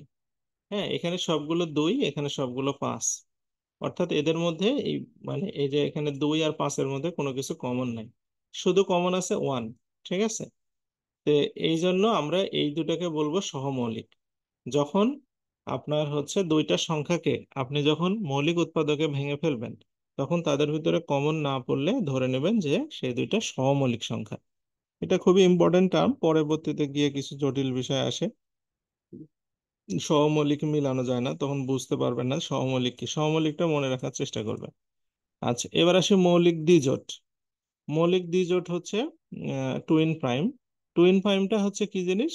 পাশাপাশি যখন দুইটা মৌলিক সংখ্যা থাকে, যেমন 5 আর পরে 7, তারপরে হচ্ছে আপনার 11 আর 13, হ্যাঁ, এরকম পাশাপাশি যখন থাকে, যেমন 17 আর 19 যদি আমরা বলি, হুম, তো এরকম এগুলোকে বলা হয় হচ্ছে টুইন প্রাইম। হ্যাঁ। আচ্ছা। আচ্ছা, মূলদ সংখ্যা অমূলদ সংখ্যা তো আমি আলোচনা করছি, এটা নিয়ে আলোচনা করার দরকার নেই। আর একটা ছোট্ট জিনিস, আজকে যে যে পর্যন্ত আমাদের সিলেবাসে আলোচনার বিষয়, অঙ্কেও যাব একটু। সংখ্যার প্রতীক, যখন কোনো সংখ্যাকে আপনি পূর্ণ সংখ্যা প্রকাশ করবেন, সেটা জেড দ্বারা প্রকাশ করা হবে। স্বাভাবিক সংখ্যা যখন প্রকাশ করবেন, তখন এন দ্বারা প্রকাশ করা হবে। মৌলিক সংখ্যা প্রকাশ করা হবে পি দ্বারা। মূলদ সংখ্যা প্রকাশ করা হবে কিউ দ্বারা। ঠিক আছে? আচ্ছা, এই বিষয়টা কি? ধরেন আমি যখন অঙ্ক আপনাকে প্র্যাকটিস করব, অনেক সময় দেখবেন এইভাবে এরকম ভাবে লেখা থাকে, এরকম ভাবে লেখা থাকে, তখন আপনি কি বুঝবেন? তখন আপনার বুঝতে হবে যেটা বাস্তব সংখ্যা, যেটা হচ্ছে স্বাভাবিক মানে একের থেকে বড়। যখন আপনাকে এটা এইভাবে লিখবে, যে তখন আপনি বুঝতে হবে যে এটা বাস্তব সংখ্যা, কিন্তু এটা মৌলিক সংখ্যা বোঝাচ্ছে। হ্যাঁ। তারপরে যখন আপনার এইভাবে লিখবে, তখন আপনাকে বুঝতে হবে এটা বাস্তব সংখ্যা কিন্তু মূলদ সংখ্যা বোঝাচ্ছে। ক্লিয়ার বিষয়টা কি? সবসময় যে আপনাকে স্পষ্ট করে অঙ্কের মধ্যে লিখে দিবে তা না, এরকম চিহ্ন দেওয়া থাকবে। চিহ্ন না বুঝলে তখন আপনার জন্য কঠিন হয়ে যাবে। এই জন্য সংখ্যার যে প্রতীকগুলো রয়েছে সে প্রতীকগুলো একটু মনোযোগ দিয়ে দেখবেন। হুম। আচ্ছা, আমাদের বর্গ সংখ্যা থেকে আমরা আগামীকালে ক্লাসে আলোচনা করব। আজকে আমরা কিছু প্র্যাকটিস করব, মানে কয়েকটা ম্যাথস আপনাদের প্র্যাকটিস করব। আহ, অর্ধেক মোটামুটি আমি যতদূর সম্ভব হয় চেষ্টা করতেছি। কালকে ক্লাসে আমরা গোটা লেকচার শিটে, আজকে প্রথম দিন তো বর্গ সংখ্যা আছে, অঙ্কের আমরা কয়েকটা বিষয় একটু প্র্যাকটিস করি। যেমন প্রথম শুরু হয়েছে আপনাদের শীটে অনুসারে আছে, দেখেন 6 অঙ্কের বৃহত্তম এবং ক্ষুদ্রতম সংখ্যার পার্থক্য কত। আচ্ছা, এই টাইপের অঙ্কগুলো আপনাদের পরীক্ষায় খুবই আসে। আমি একটা দুইটা আপনাদের প্র্যাকটিস করাই দেবো, বাসায় বসে বসে এগুলো প্র্যাকটিস করবেন। হ্যাঁ, এগুলো যেটা যেটা প্রবলেম হয়, প্রবলেম মনে হয়, সেগুলো তো অবশ্যই করা যাবে। 6 অঙ্কের বৃহত্তম সংখ্যা এবং ক্ষুদ্রতম সংখ্যার পার্থক্য কত। আচ্ছা, বৃহত্তম সংখ্যা আর ক্ষুদ্রতম সংখ্যা নির্ণয় করার উপায় হচ্ছে আপনার সবচেয়ে যেটা বড়, হ্যাঁ বৃহত্তম যদি বলে 6 অঙ্কের, তাহলে ছয়টা নয়, 1 2 3 4 5 6। আর ক্ষুদ্রতম সংখ্যা হচ্ছে আপনার আহ, আপনার এক প্রথমে লিখে বাদ বাকি পাঁচটা হচ্ছে শূন্য। ঠিক আছে, পাঁচটা শূন্য। ওকে, তাহলেই আমাদের এই দুইটা বিয়োগ করতে হবে। হুম। তাহলে হচ্ছে এখানে আমাদের এটা 1 লক্ষ, এটা হচ্ছে 9,99,000। ঠিক আছে, 9,99,999। আর এখানে আছে আমাদের 1 লক্ষ, তাহলে আমরা বিয়োগ করলে কত হবে? 8,99,999, তাই না? এরকম। তো যাই হোক, আপনার মৌলিক বিষয় যেটা, সেটা হচ্ছে এখানে বৃহত্তম সংখ্যা ক্ষুদ্রতম সংখ্যা যদি আপনি লিখতে পারেন তাহলে যথেষ্ট। হ্যাঁ। তাহলে বিয়োগ করা টরা এগুলো কোনো বিষয় না, এগুলো খুব একটা ইয়ার বিষয় না। আচ্ছা, যেমন পরেরটা আছে দেখেন, 5 অঙ্কের ক্ষুদ্রতম সংখ্যা আর 4 অঙ্কের বৃহত্তম সংখ্যা। হ্যাঁ, 5 অঙ্কের সবচেয়ে ছোট সংখ্যা হবে কত? 1 দিয়ে 4টা শূন্য, 1 2 3 4। আর 4 অঙ্কের বড় সংখ্যা কোনটা হবে? 4 অঙ্কের বড় সংখ্যা হচ্ছে 4টা নয়। তাহলে 10,000 থেকে 9,999 বাদ দিলে এক থাকে না? এক হবে উত্তর।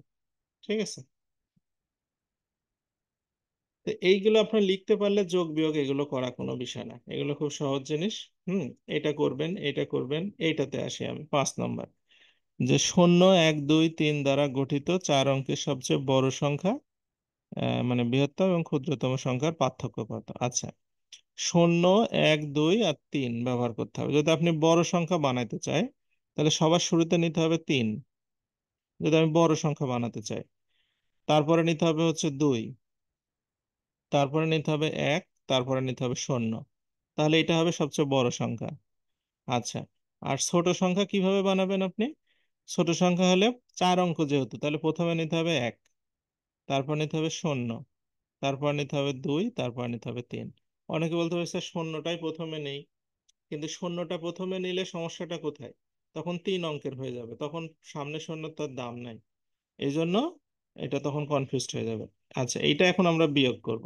হ্যাঁ, তাহলে হচ্ছে এখান থেকে এটা হবে 7, আমাদের হাতে 1 থাকলো 3, এটা হবে হচ্ছে 8, 1 থাকলো 1। হ্যাঁ, আর এখানে 2,187 মেবি। হুম।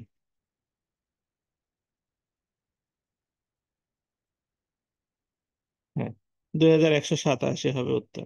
বিষয়টা ক্লিয়ার? এটা অবশ্য অনেক পরীক্ষাতে আসে, এটা একটু খেয়াল করবেন ভালো করে। আচ্ছা, 3 অঙ্কের বৃহত্তম সংখ্যা ক্ষুদ্রতম সংখ্যার পার্থক্য কত, এটা আমি করালাম না, এটা করবেন বাসায়। এগুলো যেগুলো ক্ষুদ্রতম বৃহত্তম পার্থক্য এগুলো হচ্ছে করবেন। 10 নম্বরটা দেখেন, বলছে 1 অঙ্কের বৃহত্তম সংখ্যা কোনটা? 1 অঙ্ক। 1 অঙ্ক শুরু হয়েছে কত থেকে? 1 থেকে, তাই না? আর শেষ হয়েছে কোথায়? 9। তাহলে সবচেয়ে বড় কোনটা? 9। এরপরে তো 10, 2 অঙ্ক শুরু হয়ে গেল। তার মানে 1 অঙ্কের সবচেয়ে বড় সংখ্যা হবে হচ্ছে 9, আর 1 অঙ্কের সবচেয়ে ছোট সংখ্যা হচ্ছে 1। আচ্ছা, এই যে এই প্রশ্নটা দেখেন, বলছে 555-র মাঝের অঙ্কটার স্থানীয় মান কত? মাঝের অঙ্কটা কত হবে? 50। আচ্ছা, এই এখানে একটা প্রশ্ন দিছে, এটা একটু জটিল। বলছে যে মানে 8,56,974-এর 6-এর স্থানীয় মান আর অভিহিত মানের মধ্যে পার্থক্য কত? আচ্ছা, 6 যেখানে আছে এটা একক, দশক, শতক, হাজার। তার মানে এটা হচ্ছে 6,000। 6,000। হ্যাঁ, আর এটা হচ্ছে 6-এর স্থানীয় মান 6,000। আর যদি বলে যে অভিহিত মান, অভিহিত মান তো 6-এর মান 6ই, এই দুইটা বিয়োগ করতে হবে, তাহলে 5,000 আপনার 994, এটা হবে উত্তর। ঠিক আছে, এই বিষয়টি বুঝতে পারছেন সবাই? মানে এই যে যেটা এখানে বললো যে অভিহিত মান আর স্থানীয় মানের মধ্যে বেসিক তফাৎ, মানে বিয়োগটা করলে কত হবে, এটাই ক্লিয়ার? আচ্ছা, আর কোনো কনফিউশন থাকলে জিজ্ঞেস করবেন, আদারওয়াইজ তো কোনো ভালো ইয়ে করতে হবে না, আগাইতে হবে না।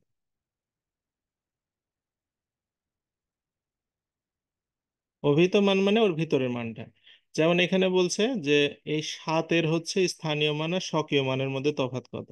7 এখানে আছে একক, দশক, শতক, হাজার, অযুত, তার মানে 70,000, তাই না? এখানে আছে হচ্ছে 70,000। 70,000 থেকে 7 বিয়োগ করতে হবে। ঠিক আছে, বিয়োগ করলে তাহলে কত হবে?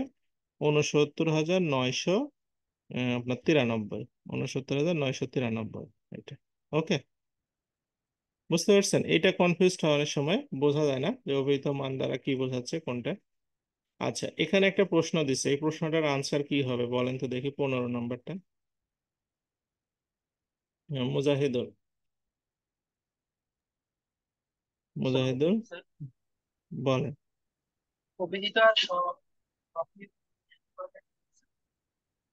মুজাহিদুলের কথা কেটে কেটে আসছে কেন জানি।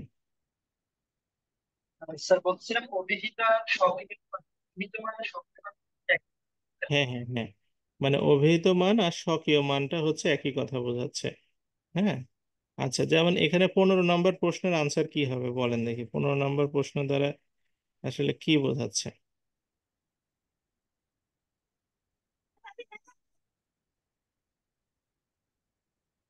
15 নম্বর প্রশ্ন বুঝতে পারছেন কি সবাই? যে শূন্য সহ সকল ধনাত্মক ও ঋণাত্মক সংখ্যাকে কি বলে?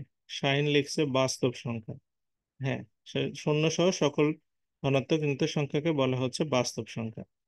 আচ্ছা, তারপরে বলছে একটা সংখ্যার শতক, দশক, একক স্থানীয় অঙ্ক যথাক্রমে পি, কিউ, আর হয়, তাহলে সংখ্যাটা কত হবে? তার মানে একটা জিনিস দেখেন, এখানে আমাদের সংখ্যা তৈরি করতে হবে। একটা হচ্ছে পি, একটা হচ্ছে কিউ, একটা হচ্ছে আর। হুম। এখন বলছে যে আরটা হচ্ছে একক স্থানীয়, তাহলে ওখানে থাকলো। কিউটা হচ্ছে দশক স্থানীয়, তাহলে এর সাথে 10 গুণ হবে। আর পিটা হচ্ছে শতক স্থানীয়, তার সাথে এর সাথে 100 গুণ হবে। তাহলে এই তিনটা যোগ করলে হয়ে যাবে। অর্থাৎ একক স্থানীয় অঙ্কের সাথে 1 গুণ, দশক স্থানীয় অঙ্কের সাথে 10 গুণ, শতক স্থানীয় অঙ্কের সাথে 100 গুণ। ঠিক আছে? হ্যাঁ, ক্লিয়ার বিষয়টা?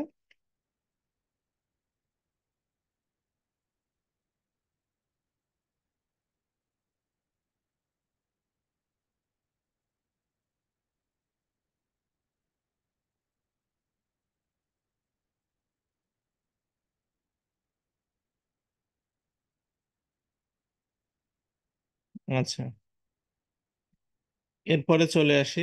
হুম, আহ, এটা দেখেন বলছে যে 0, 1, 4, 6, 9 অঙ্কগুলিকে এক বা একাধিক ব্যবহার করে 5 অঙ্কের ক্ষুদ্রতম সংখ্যা কত হবে? 5 অঙ্কের সবচেয়ে ছোট সংখ্যা কত হবে? হ্যাঁ, আপনার হচ্ছে আহ, এই সংখ্যাগুলোকে আপনি এক বা একাধিকবার ব্যবহার করতে হবে। মানে এখানে যেগুলো আছে 0, 1, 4, 6, 9, এখন বিষয়টা হচ্ছে যে এখানে যেটা আমাদের কনফিউশন করে ফেলে। হুম।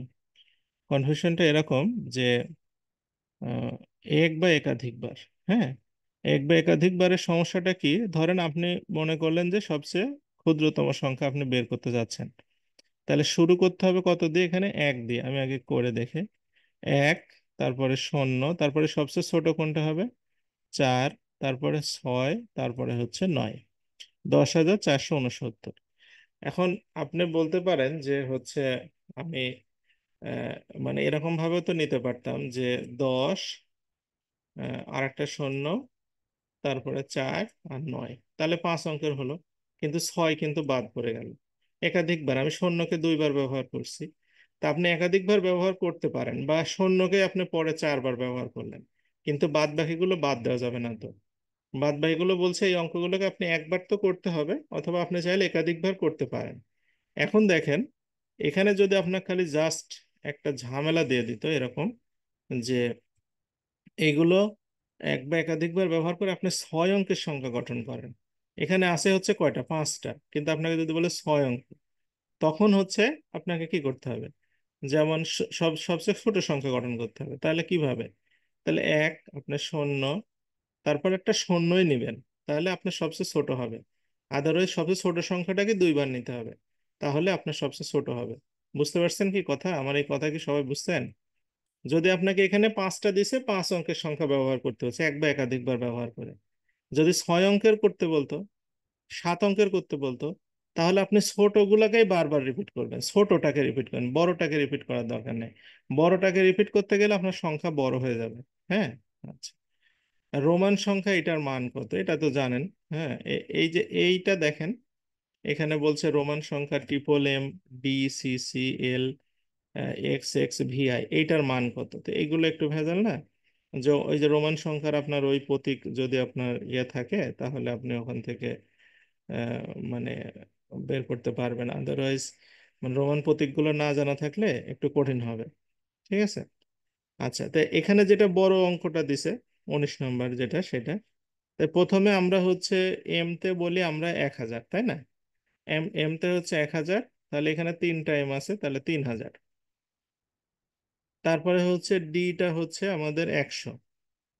হ্যাঁ, ডিটা হচ্ছে, না ডিএলসি ডি, তার ডিটা হচ্ছে 500, তাই না?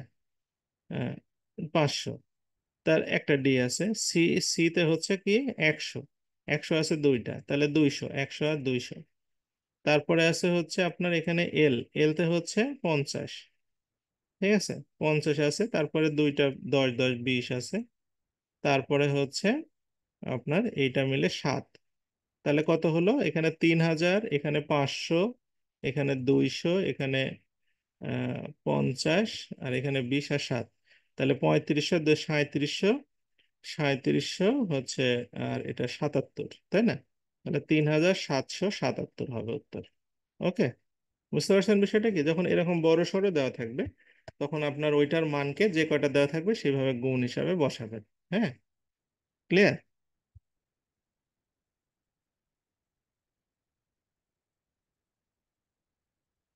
আচ্ছা, তাহলে আমি পরেরটাতে যাই।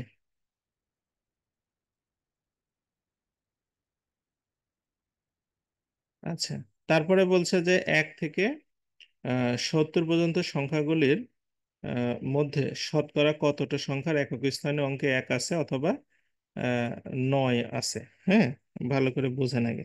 1 থেকে 70-এর মধ্যে একক স্থানীয় অঙ্কতে কতটাতে 1 আছে অথবা 9 আছে। তার মানে আপনি প্রথম ধরেন 1, তারপরেরটা হচ্ছে 11, তারপরটা হচ্ছে 21, তারপরটা হচ্ছে কত, 31, তারপরটা হচ্ছে 41, তারপরটা হচ্ছে 51, তারপরটা হচ্ছে 61, তাই না? এইগুলো দেখেন সবগুলোর একক স্থানীয় জায়গাতে 1 আছে। তো এরকম কয়টা আছে এখানে? 1 2 3 4 5 6 7টা। এখানে আছে হচ্ছে মোট 7টা। হুম, এখানে 7টা। আর 9 আছে কোনটা কোনটাতে? 9। হ্যাঁ, প্রথমটা 9, তারপরটা হচ্ছে 19, তারপরটা হচ্ছে 29, 39, 49, 59। ঠিক আছে, তারপরে 69। এখানেও আছে 7টা, এই মোট হচ্ছে 14টা। এই 70টার মধ্যে 14টা। তাহলে শতকরা কত হচ্ছে? 14টা কয়টার মধ্যে? 70টার মধ্যে, তাহলে গুণন 100। তাহলে আপনার 14 দিয়ে কেটে দিলে 5, 5 দিয়ে কেটে দিলে 20, মানে 20%, 20%। অর্থাৎ 20% সংখ্যা আছে যেগুলোর আহ, শেষে 1 অথবা 9 আছে। ক্লিয়ার বিষয়টা কি? মানে 14টার মধ্যে হচ্ছে আপনার 70টা, 70টার মধ্যে 14টা।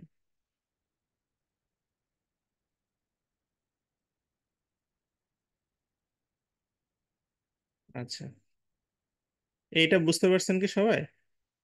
যে আমাদের মানে টোটাল আছে হচ্ছে 14টা, 70টার মধ্যে। আচ্ছা, এরপরটাতে আসি।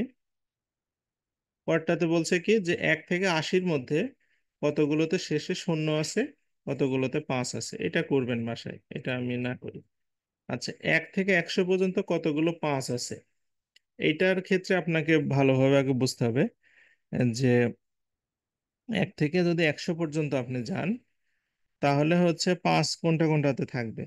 1 থেকে 100 পর্যন্ত পাঁচ থাকবে হচ্ছে আপনার মোট 20টা। হুম। যেমন 5-এ থাকবে, 15-তে থাকবে, 25-এ থাকবে, 35, 45, 55, 65। না, 50-এর ঘরে কিন্তু বেশি আছে, 51, 52, 53, 54, 55, 56, 57, 59। ওই ঘরে কিন্তু আছে কয়টা? ওই ঘরে আছে 10টা, আর বাদ বাকি 10টা, মোট 20টা। তার মানে 100 পর্যন্ত, 1 থেকে 100 পর্যন্ত গেলে আপনার পাঁচ থাকবে হচ্ছে 20টা। তারপরে আপনার চার থাকবে 20টা, তিন থাকবে 20টা, দুই থাকবে 20টা, সবই 20টা করে থাকবে। হ্যাঁ। শুধু আপনার এক থাকবে কয়টা? 21টা। এক কেন 21টা থাকবে? কারণ ওই যে 100-তে একটা আছে, এক হবে 21টা। হুম। আর আপনার যদি বলে শূন্য কয়টা থাকবে, তাহলে শূন্য হবে আপনার আহ, হচ্ছে মানে প্রথমে একটা আছে দেখেন, প্রথমে একটা থেকে যদি এদিকে 20টা হয়, তাহলে মানে আপনার ধরেন প্রথমে একটা শূন্য, তারপরে 10-এ একটা, তারপরে 20-এ একটা, তারপরে 30-এ একটা, 40, 50, 60, 70, 80, 90, আর 100-তে কিন্তু দুইটা। হ্যাঁ, তার মানে এখানে দুইটা, তিনটা, চারটা, পাঁচটা, ছয়টা, সাতটা, আটটা, নয়টা, 10টা, 11টা, 12টা। ঠিক আছে। হ্যাঁ, শূন্যর কথা কিন্তু হচ্ছে আপনার ও না, হ্যাঁ, 1 থেকে 100 হলে শূন্য আসতেছে না, তার মানে 11টা। যদি 1 থেকে 100 পর্যন্ত শূন্যর কথা বলে, তাহলে আপনার হবে হচ্ছে 11টা। কিন্তু অন্যান্য সংখ্যা হবে 20টা, কিন্তু এক হলে হবে 21টা। ঠিক আছে। এই বিষয়টা একটু খেয়াল করবেন। এটা হচ্ছে মানে পরীক্ষায় গুণাটুনার দরকার নাই, প্রাথমিক অবস্থায় এরকম ভাবে একটু বোঝার চেষ্টা, মুখস্থ রাখার চেষ্টা করবেন, তাহলে তাড়াতাড়ি হবে। আচ্ছা, এখানে একটা দিছে যে একটা বইকে আপনি যদি পৃষ্ঠা নাম্বার করেন, মোট 336 পৃষ্ঠার একটা বই, তাহলে আপনার অঙ্ক লাগবে কতগুলো? এর মানেটা হচ্ছে বইয়ের পৃষ্ঠা নাম্বার দিতে গেলে প্রথম পৃষ্ঠা নাম্বারে দিলেন 1, পরেরটাতে দিলেন 2, তারপরটাতে 3, তারপরটাতে 4, তাহলে কয়টা হলো? 4টা। যদি 4 পৃষ্ঠার বই হয় তাহলে 4টা অঙ্ক লাগবে। যদি 5 পৃষ্ঠার বই হয় তাহলে 5টা অঙ্ক লাগবে। যদি 10 পৃষ্ঠার বই হয় তাহলে কয়টা অঙ্ক লাগবে? 11টা লাগবে, কিন্তু কারণ এখানে 10 একটা, শূন্য একটা। যদি 11 পৃষ্ঠার বই হয় তাহলে 13টা অঙ্ক লাগবে। যদি আপনার 12 পৃষ্ঠার বই হয় তাহলে 15টা অঙ্ক লাগবে।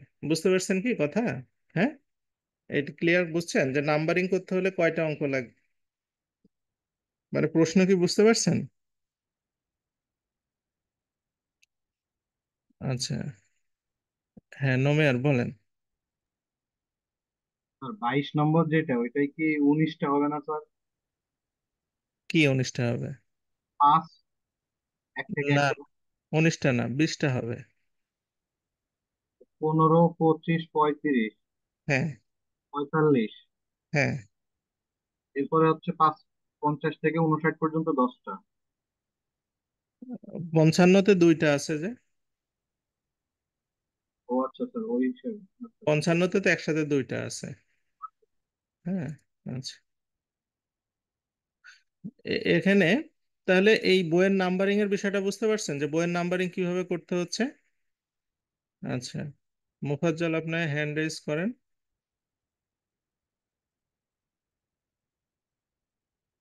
হ্যাঁ, মুফাজ্জল।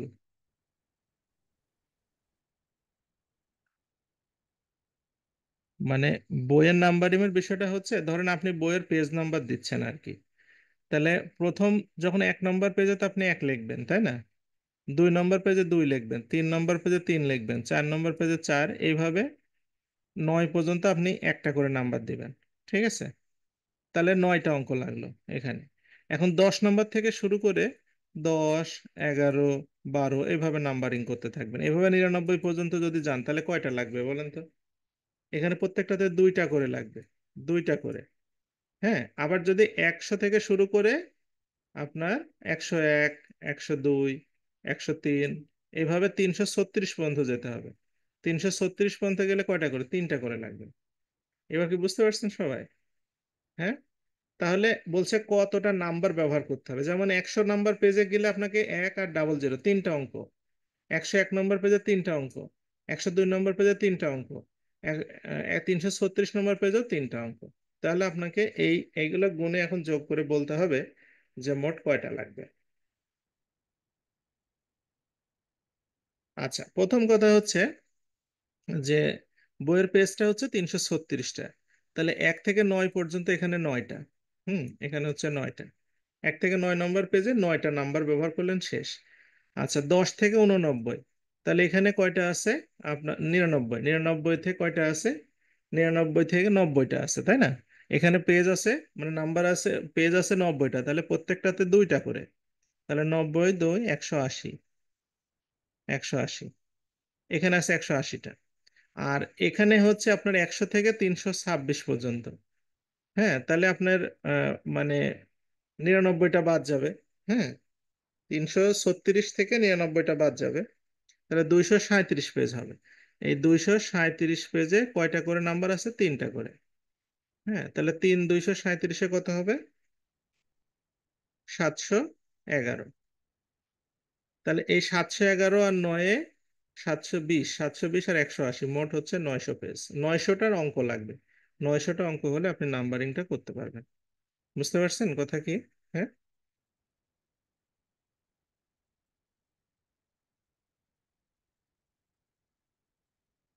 সবাইকে এটা ক্লিয়ার যে মানে পৃষ্ঠা নাম্বার দিতে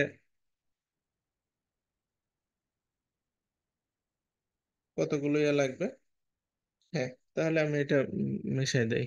আচ্ছা, আমি আজকে আসলে মূলত আপনাদের 1 ঘন্টা অঙ্ক করাতে চেয়েছিলাম, আর 1 ঘন্টা অন্যান্য বিষয় পড়াতে চেয়েছিলাম। হ্যাঁ, কারণ প্রথম দিন তো সবগুলো অঙ্ক একদিনে করানো যাবে না। তো এখানে দেখেন একটা গুণ অঙ্ক করতে দিছে। এই গুণ অঙ্ক কি আপনি করবেন? 684, 759, 413, 676, এই গুণ অঙ্ক কি আসলে করে কি রেজাল্ট লেখা সম্ভব? তো এখানে রেজাল্ট কথা বলেনি, বলছে একক স্থানীয় অঙ্কে কত হবে, মানে এটা গুণ করার পরে শেষে কত হবে, গুণ ফলে শেষে কত হবে। যেমন ধরেন আমরা যদি হচ্ছে 12 আর 12 গুণ করি তাহলে 144 হয়, তার মানে শেষে হলো 4। তো এরকম শেষে কত হবে একক স্থানীয় অঙ্কে, এই গুণটা যদি আপনি করেন তাহলে শেষে কত হবে।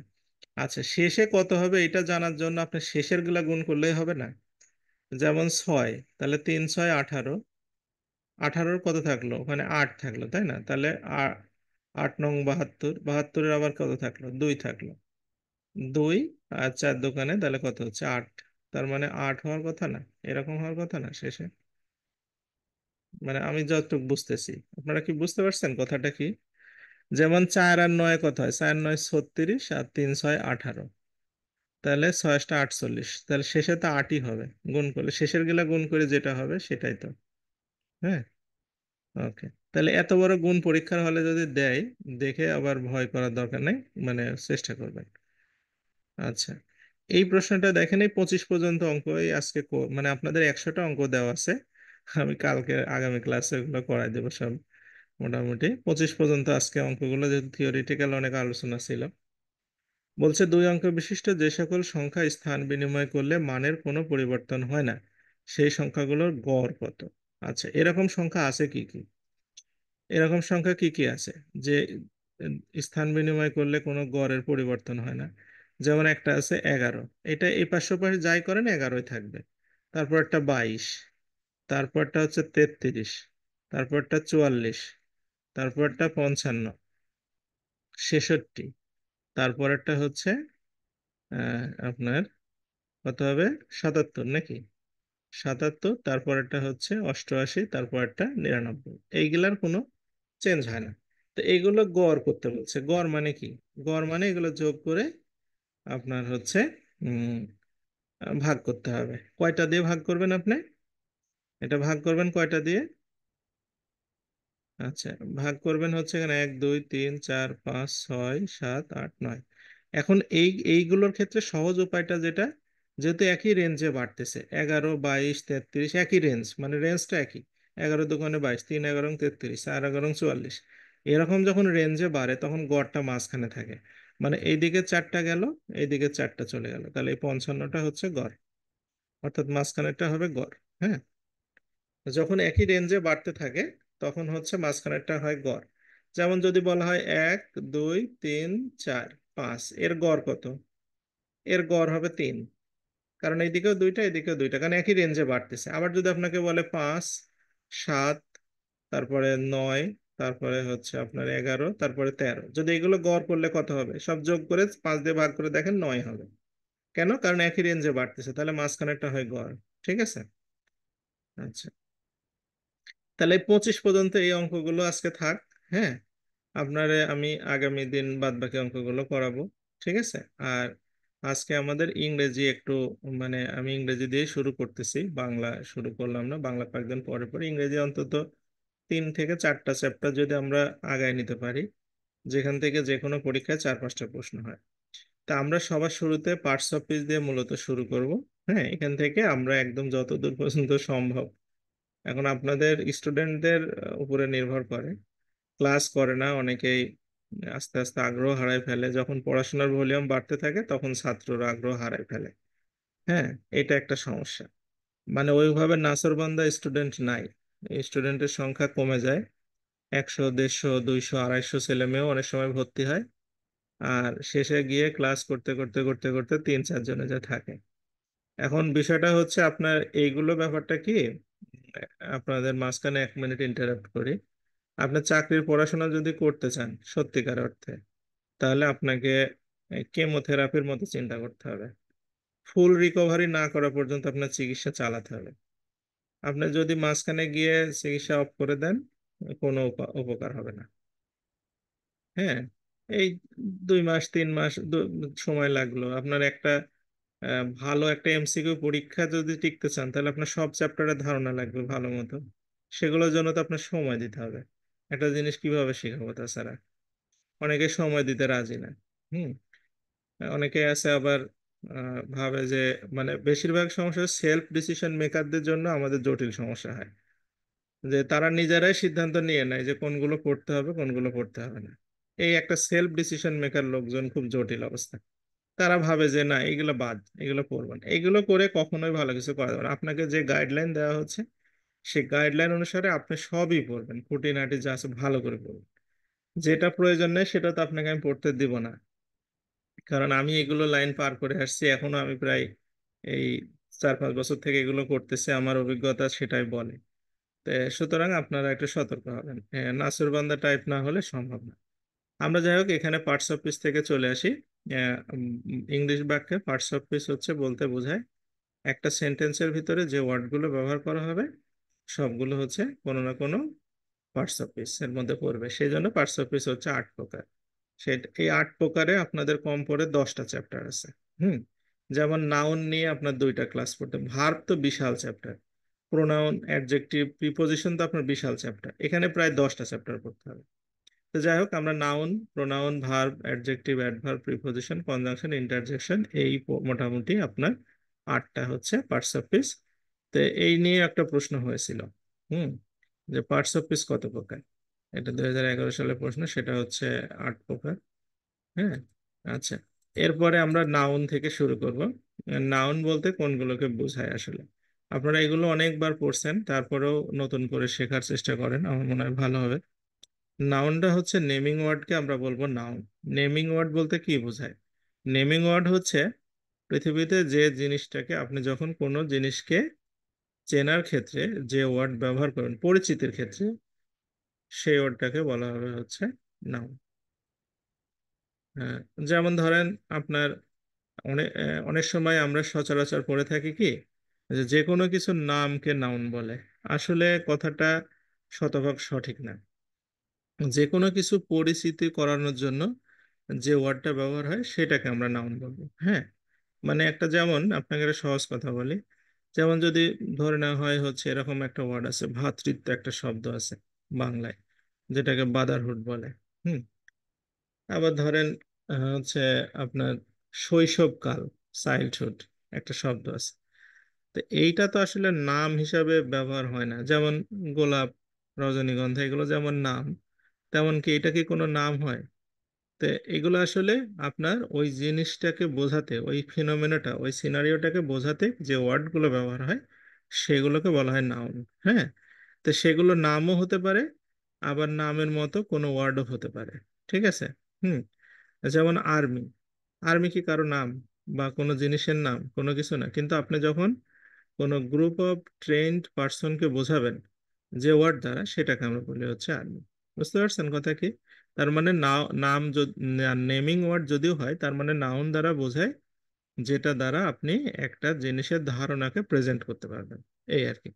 তো এইগুলো হচ্ছে 5 প্রকার: proper, common, collective, material, abstract. আর একটা আছে যেটা ভার্বাল নাউন, যেটা আমরা হচ্ছে ওই জেরান্ড পার্টিসিপল যখন পড়বো তখন এগুলো নিয়ে আলোচনা হবে বিস্তারিত। ঠিক আছে? আচ্ছা, তো প্রথমে আসি প্রপারের কথায়। প্রপার নাউন কোনগুলো?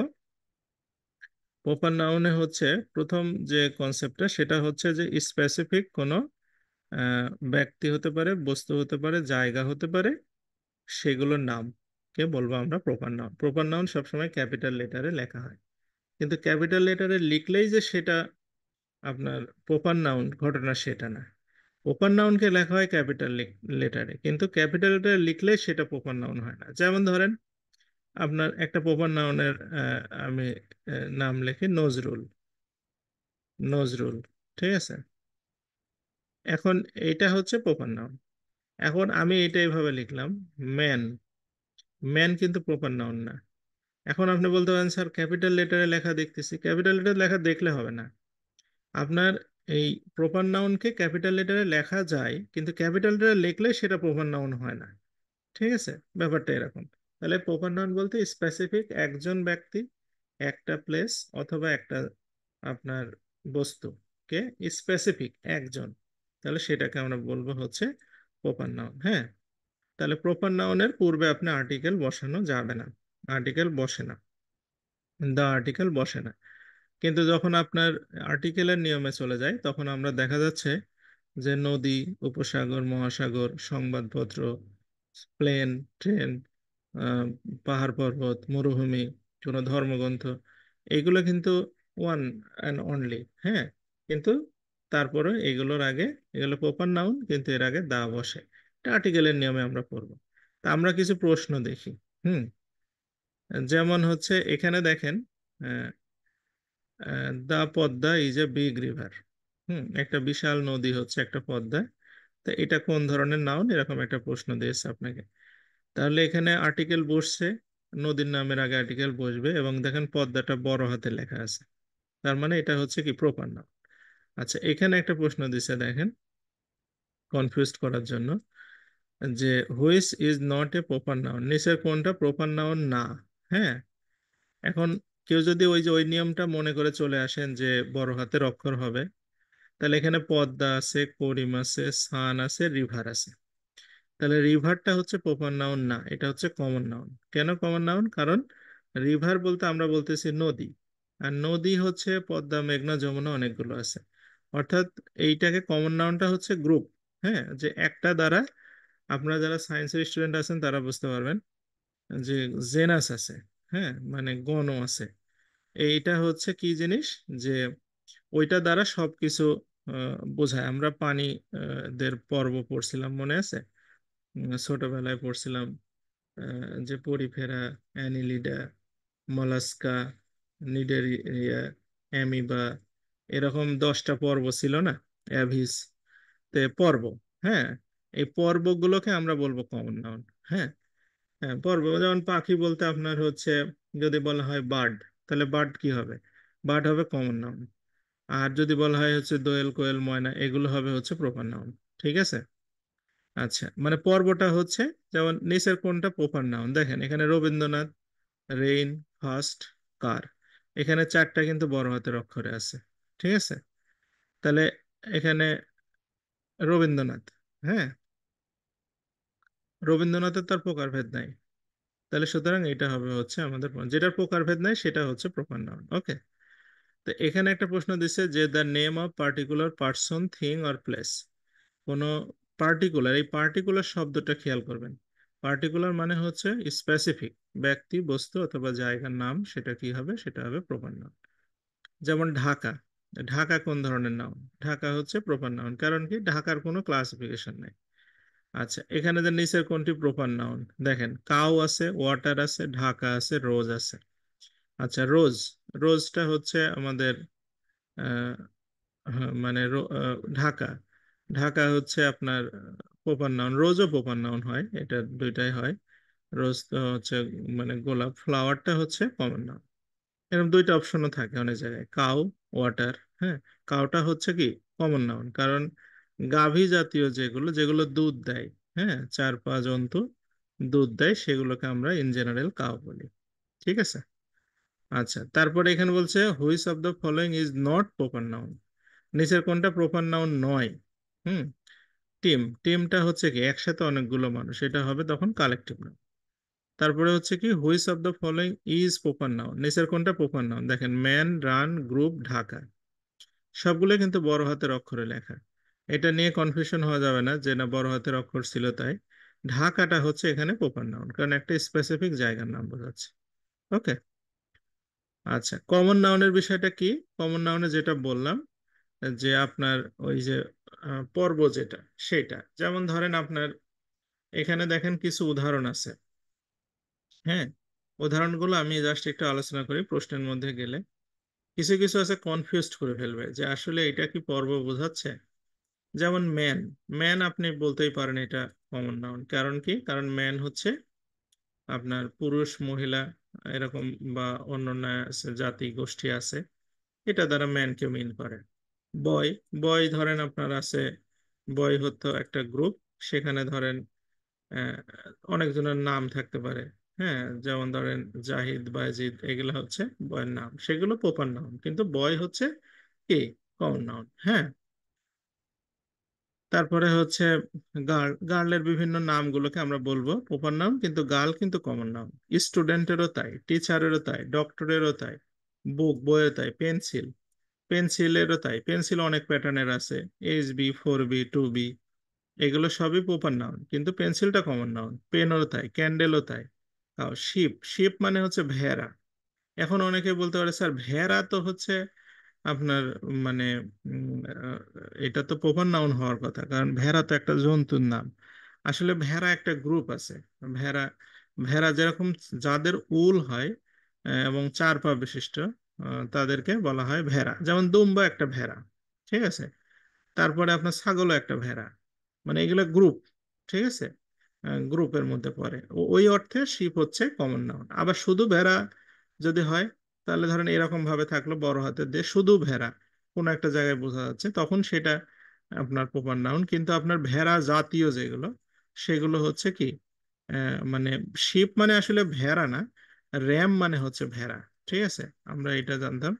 শিপ মানে হচ্ছে আপনার ভেড়া জাতীয় যেগুলো। ঠিক আছে, বুঝতে পারছেন বিষয়টা কি? আমরা ছোটবেলায় কিন্তু এগুলো আসলে ওইভাবে পার্থক্য করি না। যেমন এলিফ্যান্ট, এলিফ্যান্ট, এলিফ্যান্ট মানে হচ্ছে আমরা ছোটবেলায় পড়ছি হাতি। আসলে এলিফ্যান্টকে যদি আপনি এইভাবে লেখেন, এলিফ্যান্ট, তখন এটা হবে হাতি। হ্যাঁ, বড় হাতের ই দিয়ে শুরু হলো হাতি। কিন্তু আপনার এই এলিফ্যান্ট মানে বড় যে বস্তুগুলো সেগুলোকে বোঝাচ্ছে, জাইগ্যানেটিক যেগুলো। হ্যাঁ, যেমন ধরেন আপনার চার পা, এর ভিতরে কি কি আছে, এলিফ্যান্ট সাইজ কি কি আছে, যে গন্ডার, হ্যাঁ, এলিফ্যান্টের সাইজ, তাই না? তারপরে আপনার অনেক সময় দেখবেন অনেক ষাঁড় আছে যেগুলো এলিফ্যান্টের সাইজ। হ্যাঁ, অর্থাৎ সাইজে ওরকম, এলিফ্যান্ট যেমন ঘাস পাতা খায়, এরাও ঘাস পাতা খায়। ঠিক আছে, জলহস্তী, এক প্রকার এলিফ্যান্ট। হ্যাঁ, বুঝতে পারছেন, মানে এরকম জাতি গ্রুপ যখন বোঝাবে, তখন সেটা হয়ে যাচ্ছে কমন নাউন। ফিশ, মাছ, রুই, কাতলা, এগুলো হচ্ছে প্রপার, কিন্তু ফিশ হচ্ছে রিভার, ফ্লাওয়ার, বি, বি হচ্ছে মাছি, যেমন মৌমাছি, সাদা মাছি, আপনার এই যে হলুদ, এক মানে বললা মাছি আছে, অনেক ধরনের মাছি আছে। হ্যাঁ, বিষয়টা ক্লিয়ার যে এই জিনিসটা বুঝে। যেমন টেবিলের চেয়ারের কথায় আসি, অনেক সময় টেবিল চেয়ার নিয়ে গোলমাল লাগে, পরীক্ষায় আসলো যে টেবিল কোন নাউন, তখন মনে হয় যে টেবিল তো একটা টেবিলই, এটা তো আর কমন নাউন হওয়ার সুযোগ নাই। কিন্তু টেবিল কমন নাউন হতে পারে, কারণ টেবিল বলতে আমরা বুঝি, টেবিল কত ধরনের হয়, reading table, computer table, dining table. এরকম টেবিল আছে না? আপনার অর্থাৎ হচ্ছে চার পা বিশিষ্ট উপরে ফ্ল্যাট যেগুলো, সেগুলোকে আমরা টেবিল বলি। অর্থাৎ টেবিল একটা গ্রুপ। ঠিক আছে। আচ্ছা, তারপরে চেয়ার, চেয়ার কোনগুলো? চেয়ার, চেয়ারও কিন্তু হচ্ছে আপনার অনেক ধরনের আছে। যেমন হচ্ছে আপনার আহ, কিছু চেয়ার আছে প্লাস্টিকের, দেখবেন সোজা চেয়ার, ডাইনিং এ বসা চেয়ার। কিছু আছে আপনার হেলান দিয়ে বসা, কিছু আছে স্লিপিং চেয়ার, কিছু আছে আপনার হচ্ছে টুল টাইপের, মানে ছোট, মানে ফ্ল্যাট চেয়ার। হ্যাঁ, ছোট একদম। তো এরকম বিভিন্ন প্রকারের চেয়ার আছে, তো এই জন্য আমরা এটাকে বলি হচ্ছে কমন নাউন। ওকে, তাহলে আমরা যদি বলি যে একটা names general class of person, place or thing, general class মানে একটা ক্লাস বোঝাবে, তো শ্রেণী বোঝাবে, একটা পর্ব বোঝাবে, তখন সেটাকে আমরা কি বলবো, হচ্ছে কমন নাউন। এখন প্রশ্নগুলো খেয়াল করছেন?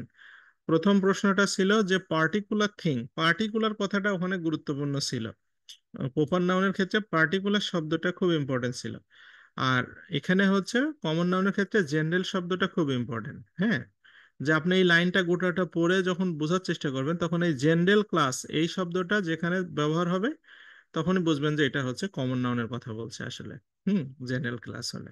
আবার যদি বলে পার্টিকুলার থিং, পার্টিকুলার, তখন বুঝবেন যে এটা প্রপার নাউন বলছে। হ্যাঁ, সবগুলোরই এরকম একটা মানে ইংলিশ মানে লাইন ন্যারেটিভ আছে। আচ্ছা, যেমন what kind of noun, girl, girl কোন ধরনের noun, common noun. Anita is a good girl, তাহলে গার্ল কি নাউন, কমন নাউন। হ্যাঁ, এই এমসিকিউ গুলো মানে খুবই আসে পরীক্ষায়, রিপিট হয়। যেমন what kind of man, man কোন নাউন, কমন নাউন। বয় কোন ধরনের নাউন, তথ্য মন্ত্রণালয় আসছে, কমন নাউন। যেমন এখানে দেখেন প্রশ্নটা প্রাইমারিতে আসছে, প্রাইমারির পরীক্ষা পৃথিবীর সবচেয়ে কঠিন পরীক্ষা হয়, মানে প্রাইমারি জাহাঙ্গীরনগর বিশ্ববিদ্যালয় আর কুষ্টিয়া বিশ্ববিদ্যালয়ের প্রশ্নগুলো দেখেন, দুনিয়ার সবচেয়ে বিরক্তিকর প্রশ্ন করে এরা। যেমন এখানে বলছে the elephant has great strength, এলিফ্যান্টের নাকি বিশাল শক্তি। ঠিক আছে, তো এখন যদি কেউ এলিফ্যান্ট মানে হাতি মনে করে, এটা এটা কি আসলে হাতি বলেন তো দেখি, এই এলিফ্যান্টটা হাতি?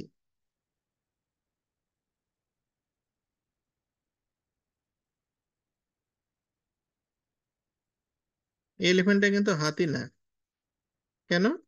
কারণ হচ্ছে এই এলিফ্যান্টটা আপনার হচ্ছে দা এলিফ্যান্ট আর্টিকেল, এবং এলিফ্যান্টটাও দেখেন ছোট হাতের। হ্যাঁ, তাহলে আসলে এখানে ওই এলিফ্যান্ট দ্বারা আসলে আপনার একটা গ্রুপ অফ ইয়াকে বোঝাচ্ছে, এটা আপনার মানে কি বলবো, আপনার নর্মাল একটা ব্যক্তির নাম না, সুতরাং এই এলিফ্যান্টটা কিন্তু কমন নাউন।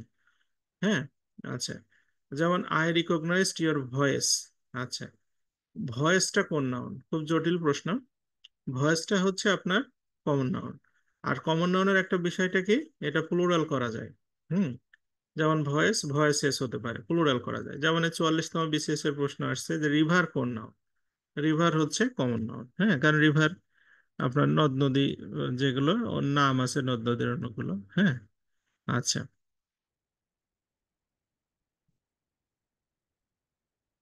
তো এরকম আর কি।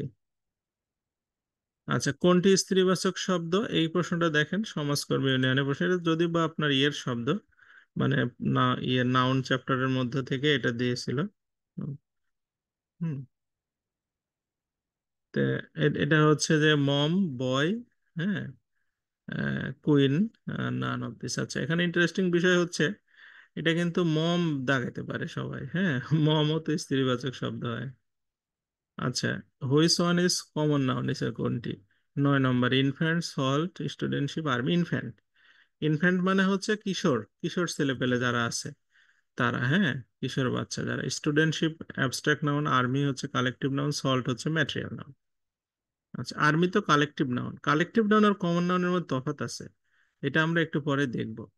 আর্মি মানে ব্যাপারটা হচ্ছে, যেহেতু নোমের বিষয়টা তুললো, আমি একটু বিষয়টা আলোচনা করি। যেমন আপনার ধরেন আর্মি মানে কি, আর্মির প্রত্যেকটা অনেক সোলজার থাকবে, সোলজার গুলো সবাই একই কাজ করবে, একই পোশাক থাকবে, এরকম গ্রুপ যেগুলো, সেগুলোকে আমরা একসাথে প্রকাশ করতে আর্মি ব্যবহার করি। কিন্তু দেখেন আপনার হচ্ছে ম্যানের কথা আর আর্মির কথা বিবেচনা করেন। হ্যাঁ, ম্যান হচ্ছে কি অনেকগুলো মানুষ থাকবে, সবার সেপারেট সেপারেট নাম থাকবে, সবার সেপারেট সেপারেট কাজ থাকবে। নদী, সবার সেপারেট সেপারেট নাম থাকবে, সেপারেট সেপারেট কাজ থাকবে। নদীগুলোকে আপনি কি একসাথে কিন্তু অ্যাবস্ট্রাক্ট মানে কি বলে কালেকটিভ নাউনের মধ্যে নিয়ে আসতে পারবেন না। হুম, যেমন আমি যদি বলি বার্ড, বার্ডটা কি, পাখি। পাখির হচ্ছে কি কি পাখি আছে, আপনার দোয়েল আছে, কোয়েল আছে, ময়না আছে, এগুলো প্রপার নাউন হলো। কিন্তু আপনি বার্ডটাকে কালেকটিভ নাউন বলতে পারেন না, এটাকে বলতে হবে কমন নাউন। কিন্তু আপনি যদি বলেন ফোক, মানে পাখির ঝাঁক যেটা, তখন সেইটা হবে কি কালেকটিভ নাউন। তাহলে ব্যাপারটা কি দাঁড়ালো, মানে এই পাখি দিয়েই বোঝা যায় পাখি আপনার হচ্ছে, আমি বাংলা দিয়ে লিখি আগে, দাঁড়ান। প্রথমে ধরেন দোয়েল, হ্যাঁ, টিয়া, এইগুলো, হ্যাঁ, এই দুইটা হচ্ছে কি প্রপার নাউন। ওকে, প্রপার নাউন। এইগুলোকে যখন একসাথে আপনি পাখি বলতেছেন, তখন এটা হচ্ছে কি কমন নাউন। ঠিক আছে, COMM, সরি, এখানে কমন নাউন। আর যখন পাখির ঝাঁক বলতেছেন, তখন কি হবে? এইটা হবে হচ্ছে কালেকটিভ নাউন। এখন বিষয়টা বোঝার চেষ্টা করেন, তিনটার মধ্যে বেসিক তফাৎটা কি। আমি পাখি দ্বারা পৃথিবীর সমস্ত পাখিগুলোকে বুঝবো, কিন্তু একটা পাখির ঝাঁকের মধ্যে কি সমস্ত পাখিগুলো থাকবে? কয়েকটা পাখি উড়ে যাচ্ছে একসাথে, একই কাজ করতেছে, তখন সেটাকে বলা হয় পাখির ঝাঁক। এইগুলোকে হচ্ছে কালেকটিভ নাউন বলে। যেমন পুলিশ, হ্যাঁ, পুলিশ কি হবে তাহলে? পুলিশ হবে কালেকটিভ নাউন। হ্যাঁ, কয়েকজন মানুষ একই পোশাক, একই কাজ করতেছে, একই উদ্দেশ্য, এগুলোকে বলা হবে কালেকটিভ নাউন। আবার যেমন যেমন ধরেন আমরা যদি বলি রুই কাতলা, হ্যাঁ, রুই কাতলা, এগুলা কি হবে? Proper noun. যদি বলি মাছ, এটা কি হবে? এটা হবে কমন নাউন। যদি বলি হচ্ছে মাছের ঝাঁক, ঠিক আছে, মাছের দল, হ্যাঁ, এইগুলোকে যদি বলি, তাহলে কি হবে তখন? তখন হবে হচ্ছে কালেকটিভ নাউন। আচ্ছা, আমরা কি পার্থক্য বুঝছেন? কমন নাউন, কালেকটিভ নাউন আর প্রপার নাউনের বেসিক তফাৎ কোনটা? যদি না বুঝতে পারেন জিজ্ঞেস করেন। মানে এটার মধ্যে আসলে অনেকেই কোনটাকে কমন, কোনটাকে হচ্ছে আপনার ইয়ে, মানে এরকম পাকায় ফেলে। হ্যাঁ, না না না, টিচার কাহে না, কালেকটিভে বলতে গেলে একসাথে গ্রুপ ওয়াইজ কাজ হবে, কাজটা হবে গ্রুপ ওয়াইজ, তখন সেটাকে বলা হবে হচ্ছে কালেক্টিভ নাউন। হ্যাঁ, আচ্ছা, আচ্ছা, তো এগুলো গেল। আমি এগুলো একটু দেখবেন, এগুলো খুব সহজ আছে, এগুলো নিয়ে আমি আলোচনা করতেছি না এখানে, এগুলো খুবই ইজি জিনিস। হ্যাঁ, আচ্ছা, আমি ইয়েতে চলে যাই। এই যে 18 নম্বর প্রশ্নটা দেখেন, 18 নম্বর প্রশ্নে বলছে দা পোর, এই যখন কোনো অ্যাডজেক্টিভের সাথে দা যুক্ত হবে সেটা কমন নাউন হয়ে যাবে। হ্যাঁ, যেমন দা পোর, দা রিচ, এগুলো। তাহলে দা পোর, এখানে পোরটা হচ্ছে কি আপনার, দা আছে আর্টিকেল অ্যাডজেক্টিভের সাথে, তাহলে দা পোরটা হবে কমন। আচ্ছা, কালেকটিভ নাউন নিয়ে আপনার যে কনফিউশনের কথা যেটা বললেন, হ্যাঁ, আমি সেটা একটু দেখাই। মানে একই একই প্যাটার্ন, মানে একই গ্রুপ অফ কাজ করবে। যেমন ধরেন আপনার একটা সিনেমা দেখতে গেছেন, সিনেমার হলে যা অডিয়েন্স আছে, সবাই সিনেমা দেখতেছে, একটাই কাজ, ঠিক আছে, তখন সেটা হচ্ছে কালেকটিভ নাউন। বুঝতে পারছেন বিষয়টা কি? যেমন জাতি, আমরা যখন জাতি হিসাবে চিন্তা করব, হ্যাঁ, যখন সেটা হচ্ছে কালেকটিভ, মানে গ্রুপ অফ পিপল একসাথে, ঠিক আছে, পাবলিক, গ্রুপ অফ পিপল। তারপরে আপনার হচ্ছে ফ্যামিলি, গ্রুপ অফ পিপল একসাথে। তারপরে আপনার হচ্ছে কমিটি, কমিটিতে 7 জন লোক আছে, 7 জনের আলাদা আলাদা নাম থাকতে পারে, যা থাকে থাক, হ্যাঁ, ম্যান থাক, উইমেন থাক, কোনো ব্যাপার না। হ্যাঁ, কিন্তু সবাই মিলে এক ধরনের কাজ করতেছে, তখন সেটা হবে হচ্ছে কালেকটিভ নাউন। বুঝতে পারছেন বিষয়টা কি? যেমন যদি বলা হয় হচ্ছে আপনার পাবলিক, মানে পাবলিক বলতে আমরা একটা গ্রুপ অফ পিপলকে বোঝাচ্ছি, গ্রুপ অফ পিপল হলেই সেটা হচ্ছে আপনার কালেকটিভ নাউন হবে। হ্যাঁ, তা কালেকটিভ নাউনের গুরুত্বপূর্ণ বিষয় হচ্ছে, গুরুত্বপূর্ণ বিষয় খুবই ইম্পর্টেন্ট যেটা, সেটা হচ্ছে যে আপনার কয়েকটা কালেকটিভ নাউন আছে, যেমন আপনার ক্যাটেল, পুলিশ, পিপল, পোল্ট্রি, এইগুলো হচ্ছে সিঙ্গুলার।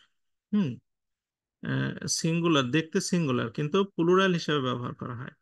হ্যাঁ, ভার্ব হয় কিন্তু প্লুরাল। যেমন ক্যাটেল আর গ্রেজিং ইন দ্য ফিল্ড, মানে গরুরা, গরু গবাদি পশু ওই মানে মাঠে হচ্ছে চরে বেড়ায়, চরে বেড়ানো মানে ঘাস খায়। এখন হচ্ছে এখানে কিন্তু ক্যাটেলটা দেখতে সিঙ্গুলার হলেও দিস আর প্লুরাল। যেমন the police were informed yesterday, police was না কিন্তু, হ্যাঁ, দেখতে সিঙ্গুলার হলেও আপনার এটা হচ্ছে কি প্লুরাল। হ্যাঁ, ওকে, আচ্ছা, তাহলে ক্যাটেলটা খুব ইম্পর্টেন্ট। ক্যাটেল মানে হচ্ছে গবাদি পশু, এটা আসে। যেমন Shahed did not join the army, এখানে আর্মিটা কোন ধরনের নাউন? Collective noun. হ্যাঁ, মানে আপনাকে বুঝতে হবে কাজের প্যাটার্নটা এক হতে হয়। হ্যাঁ, কালেকটিভ নাউন আর common noun. The police disperse the crowd, পুলিশে হচ্ছে কালেকটিভ, ক্রাউড মানে জনতা, সেটাও হচ্ছে collective. A herd of cattle is passing, এই যে এখানে আপনার একটা জিনিস আমি আপনাদের PDF ফাইলে আমি চলে যাব একটু দেখানোর জন্য। আর সেটা হচ্ছে এই কালেকটিভ নাউনকে বোঝানোর জন্য কিছু ওয়ার্ড ব্যবহার করা হয়। একটু ওয়েট করেন, আমি এটা স্লাইডে নিয়ে আসা সম্ভব না। ওই জন্য আমি ওটা ওখান থেকে দেখাচ্ছি, স্লাইডে অত বড় ইয়ে আসে না। আহ, এখানে একটা টেবিল আছে, আপনাদের যাদের লেকচার শিট আছে 3 নম্বর পেজে, আমি আপনার শেয়ার দিচ্ছি। এখানে দেখেন একটা টেবিল আছে। এই টেবিলে আপনার হচ্ছে যখন গ্রুপ একসাথে বোঝানো হয়, হ্যাঁ, তখন আসলে কি কি শব্দ ব্যবহার করা হয় সেই শব্দগুলোর স্পষ্ট এখানে ব্যবহার আছে। যেমন আপনার হচ্ছে আমরা উম, আহ, মানে খেলোয়াড়ের যারা, তাদেরকে বলি টিম অফ প্লেয়ার্স। হুম। গরুর পাল, এই হার্ড অফ কাউস। তারপরে যদি বলি হচ্ছে আপনার গাধার দল, তাহলে প্যাক অফ অ্যাশেস। হ্যাঁ, তারপরে জুতা, এ পেয়ার অফ শুজ। এখন আহ, সবগুলোই কিন্তু স্পেসিফিক, প্রত্যেকটার সাথে আলাদা আলাদা। যেমন বোর্ড অফ ডিরেক্টরস, এখন বোর্ড অফ ডিরেক্টরসকে কিন্তু আপনি হচ্ছে বলতে পারেন না যে এ প্যাক অফ ডিরেক্টরস। হ্যাঁ, এটা বলা যাবে না। মানে বোর্ড অফ ডিরেক্টরস মানে পরিচালনা পর্ষদ, অর্থাৎ প্রত্যেকটাকে গ্রুপ বোঝানোর জন্য আলাদা আলাদা শব্দ আছে। যেমন মাছকে বলে school of fish. School of fish মানে মাছ একসাথে। তারপরে আপনার হচ্ছে যেমন এক গাদা file, a heap of file. আবার যদি আপনার হচ্ছে এ, আঙ্গুর, এক থোকা আঙ্গুরে বাঞ্চ অফ গ্যাপস। এই যে বিষয়টা, হ্যাঁ, তো এখানে যে লিস্টটা দেওয়া আছে, লিস্ট প্রত্যেকটার সাথে প্রত্যেকটা কিন্তু ভিন্ন। এখন বিষয়টা কি রকম, যে এটা মনে হতে পারে যে না, সবই তো পালই বোঝাচ্ছে, একসাথে গ্রুপই বোঝাচ্ছে, তাহলে আপনার হচ্ছে আমরা একসাথে ব্যবহার করতে পারি যে কোনোটা যে কোনোটার সাথে। না, এটা করা যাবে না, এটা করলে ভুল হবে। যেমন বাংলার ক্ষেত্রে আপনি খেয়াল করেন, বচনের ক্ষেত্রে আমরা যখন পড়ছি, আহ, তখন কিন্তু দেখেন আহ, পাল কার সাথে ব্যবহার হবে? পাল ব্যবহার হবে অপ্রাণী মানে বাচক, যারা হচ্ছে এ টিম অফ প্লেয়ার্স।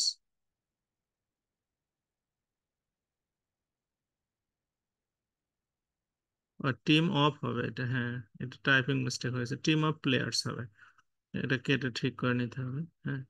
আচ্ছা, এখন আপনি যদি মানুষের সাথে যদি পাল ব্যবহার করেন, তাহলে দেখবেন এটা নিয়ে সমস্যা হবে। হ্যাঁ, যে এক পাল মানুষ আসতেছে। হ্যাঁ, কারণ বিয়ে বাড়িতে ধরেন খেতে আসছে, আপনি বললেন যে এক পাল মানুষ খেতে আসছে, তাহলে কি হবে? হবে না। বলতে হবে যে মানুষগুলো আসতেছে, বা হচ্ছে সুধীবৃন্দ। আপনি যদি বলেন সুধী পাল, তাহলে হবে? এই জন্য আসলে এক শব্দের সাথে আর এক শব্দ যায় না। এই জন্য আপনার যেটা শব্দ সেটাই ব্যবহার করতে হবে, ঠিক আছে? তো যেমন এখানে বলছে আলী ছয়ে ফোক অফ শিপ, মানে এক ভেড়ার পাল দেখলো, এই যে ফোক। তাহলে এখানে দেখেন এটা কি হবে, কালেকটিভ নাউন ব্যবহার হচ্ছে। তারপরে যেমন হচ্ছে নিচের কোনটা কালেকটিভ নাউন? হুম। ক্লাস, অডিয়েন্স, হ্যাঁ, কোনটা কালেকটিভ নাউন নয়, তাহলে পেয়ার। হ্যাঁ। তারপরে হচ্ছে নিচের কোনটি কালেকটিভ নাউন নয়? হ্যাঁ, এখানে হচ্ছে বেসিস, বেসিসটা সিঙ্গুলার। এই যে ফ্লিট মানে হচ্ছে নৌবহর, ঠিক আছে? শোয়াল মানে মাছের ঝাঁক। এই যে বিষয়গুলো, তো এই জন্য আপনার কালেকটিভ নাউন হচ্ছে গ্রুপ অফ নাউন। হ্যাঁ, কালেকটিভ নাউন সবসময় হচ্ছে গ্রুপ অফ নাউন বোঝাবে। অনেক কালেকটিভ নাউন আছে, এখানে অনেকগুলো আমার দেওয়া আছে, আপনারা যা শুধু রিডিং করবেন। এখন কমন নাউন আর কালেকটিভ নাউনের মধ্যে বেসিক তফাৎ নিয়ে যারা কনফিউশনে পড়ছে, এই যে নোমেয়ারের মতো দেখেন, যে কমন নাউন হলে, কমন নাউন হলে কিন্তু প্লুরাল হবে। হ্যাঁ, কমন নাউন কিন্তু প্লুরাল হবে, এবং হচ্ছে আপনার দা প্লাস অ্যাডজেক্টিভ আকারে বসে। কিন্তু কালেক্ট নাউনের সাথে আপনার এস বা ইএস যুক্ত করে সচরাচর প্লুরাল নাউন করা যায় না। যদি সেটা করেন, তাহলে সেটা কমন নাউন হয়ে যাবে। হ্যাঁ, যেমন ধরেন এই যে বই, ঠিক আছে? বুকটা হচ্ছে একটা সাধারণ নাম, কিন্তু লাইব্রেরি, বইয়ের লাইব্রেরিটা হচ্ছে আপনার কালেকটিভ নাউন। বুঝতে পারছেন বিষয়টা কি? বই হচ্ছে কমন নাউন, কিন্তু লাইব্রেরি হচ্ছে কালেকটিভ নাউন। হ্যাঁ, এটা কি ক্লিয়ার হচ্ছে আপনাদের কমন নাউন আর কালেকটিভ নাউনের মধ্যে বেসিক তফাৎ? এই নোমেয়ার কি আপনি বুঝছেন বিষয়টা কি? জি স্যার। মানে কমন নাউন আর কালেকটিভ নাউনের মৌলিক তফাৎ কি, বুক আর লাইব্রেরির কথা বুঝলেই বুঝতে পারবেন। যে আপনার বই বলতে আমরা বইকে বোঝাচ্ছি, বইয়ের আবার নাম থাকতে পারে, যেমন অগ্নিবীণা একটা বইয়ের নাম, সেটা প্রপার নাউন, কিন্তু বই হচ্ছে কমন নাউন, আবার লাইব্রেরি হচ্ছে কালেকটিভ নাউন। ঠিক আছে? হ্যাঁ। এই যে, লাইব্রেরির হ্যাঁ বলেন।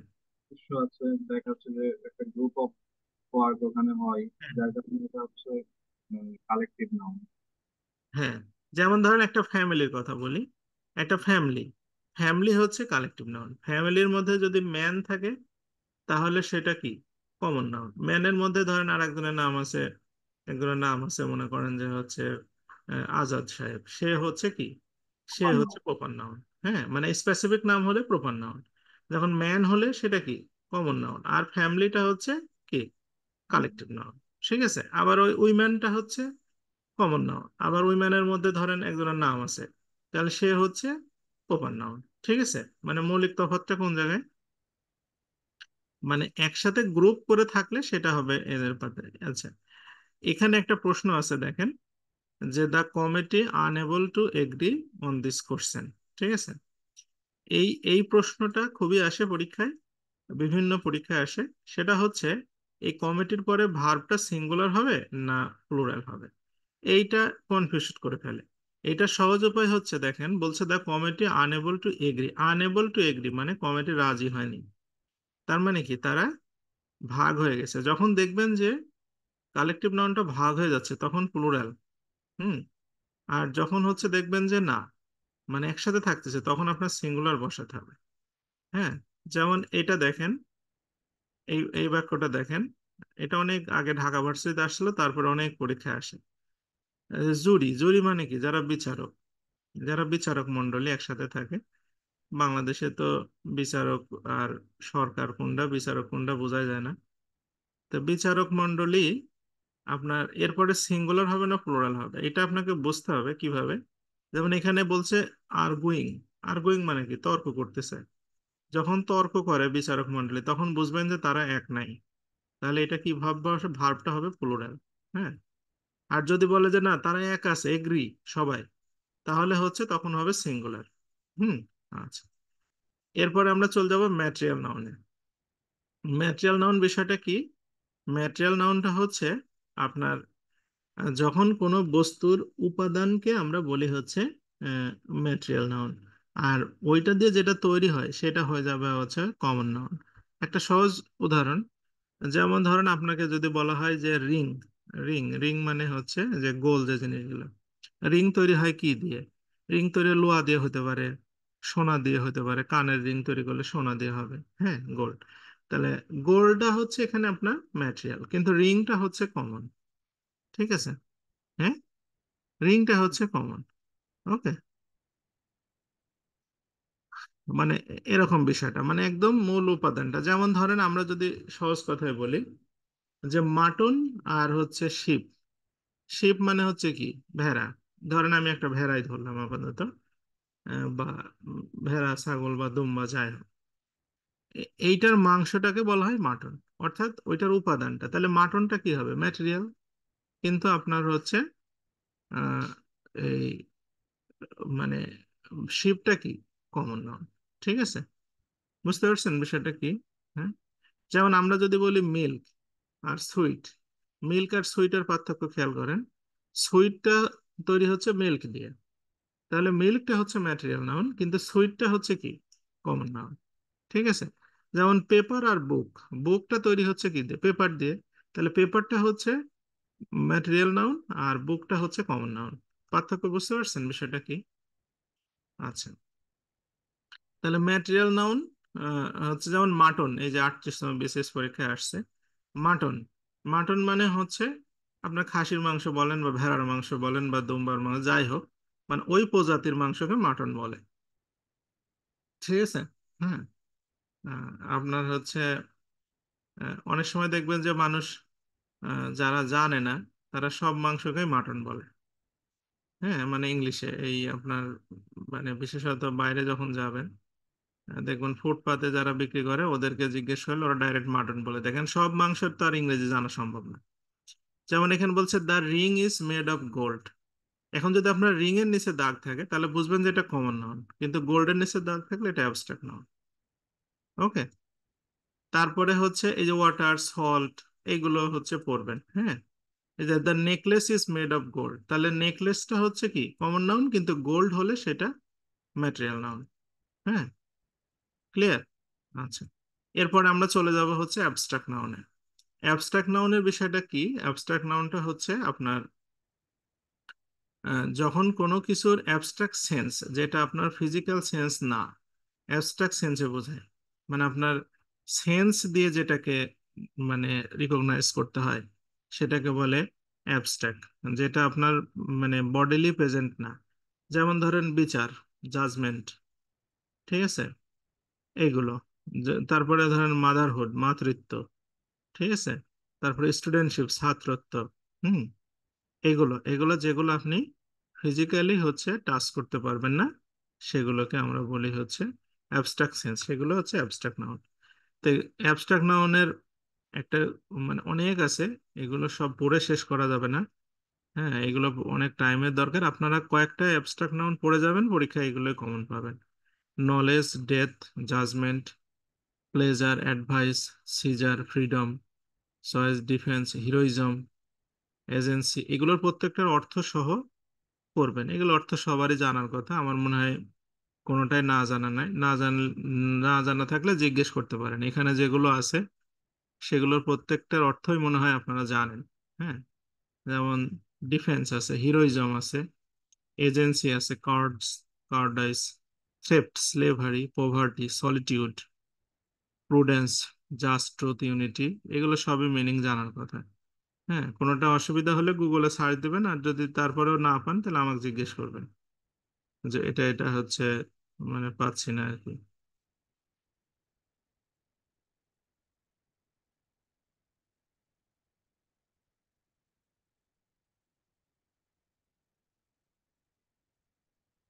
আচ্ছা, তাহলে অ্যাবস্ট্রাক্ট নাউন একটু দেখেন, এগুলো পড়লে পারবেন। এগুলো আমি আলোচনা যাচ্ছি না, আমি ট্রান্সফার অফ নাউনের একটা ছোট্ট জিনিসে যাই। অনেক সময় দেখবেন যে নাউনকে আপনার আর্টিকেল বসায় কমন নাউন করা যায়। হ্যাঁ, এইটা আসে, পরীক্ষায় আসে। যেমন কি, এই যে চ্যারিটি, চ্যারিটি শব্দটা হচ্ছে, চ্যারিটি শব্দটা আপনার অ্যাবস্ট্রাক্ট নাউন, কিন্তু এখানে কি নাউন আছে? The charity of the Hatim Tai is known to all. Hatim Tai charity সবার কাছে জনপ্রিয়। আপনি এটা তো মানে চ্যারিটিতে অ্যাবস্ট্রাক্ট নাউন দাগাই ফেলতে পারেন, কিন্তু না, আগে দা, সামনে হচ্ছে অফ, এইভাবে যদি আপনার থাকে আপনি ধরে নেবেন যে এটা কমন নাউনের মধ্যে আছে। ঠিক আছে? হ্যাঁ, ক্লিয়ার?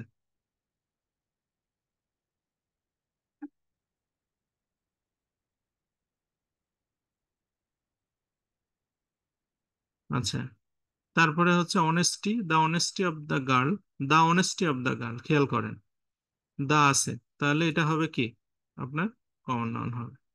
ক্লিয়ার বিষয়টা? হ্যাঁ, দা আর অফের মাঝখানে থাকলে সেটা হচ্ছে কমন নাউন হবে।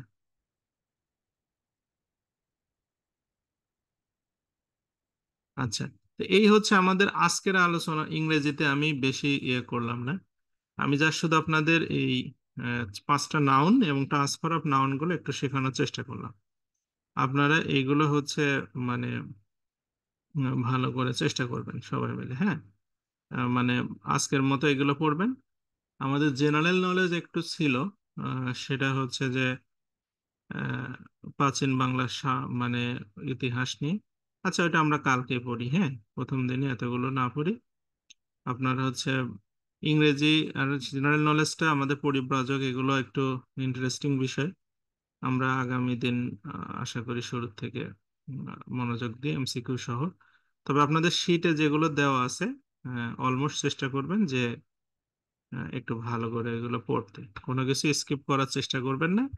শীটের যেগুলো দেওয়া হচ্ছে সেগুলো যদি স্কিপ করে দেন তাহলে আর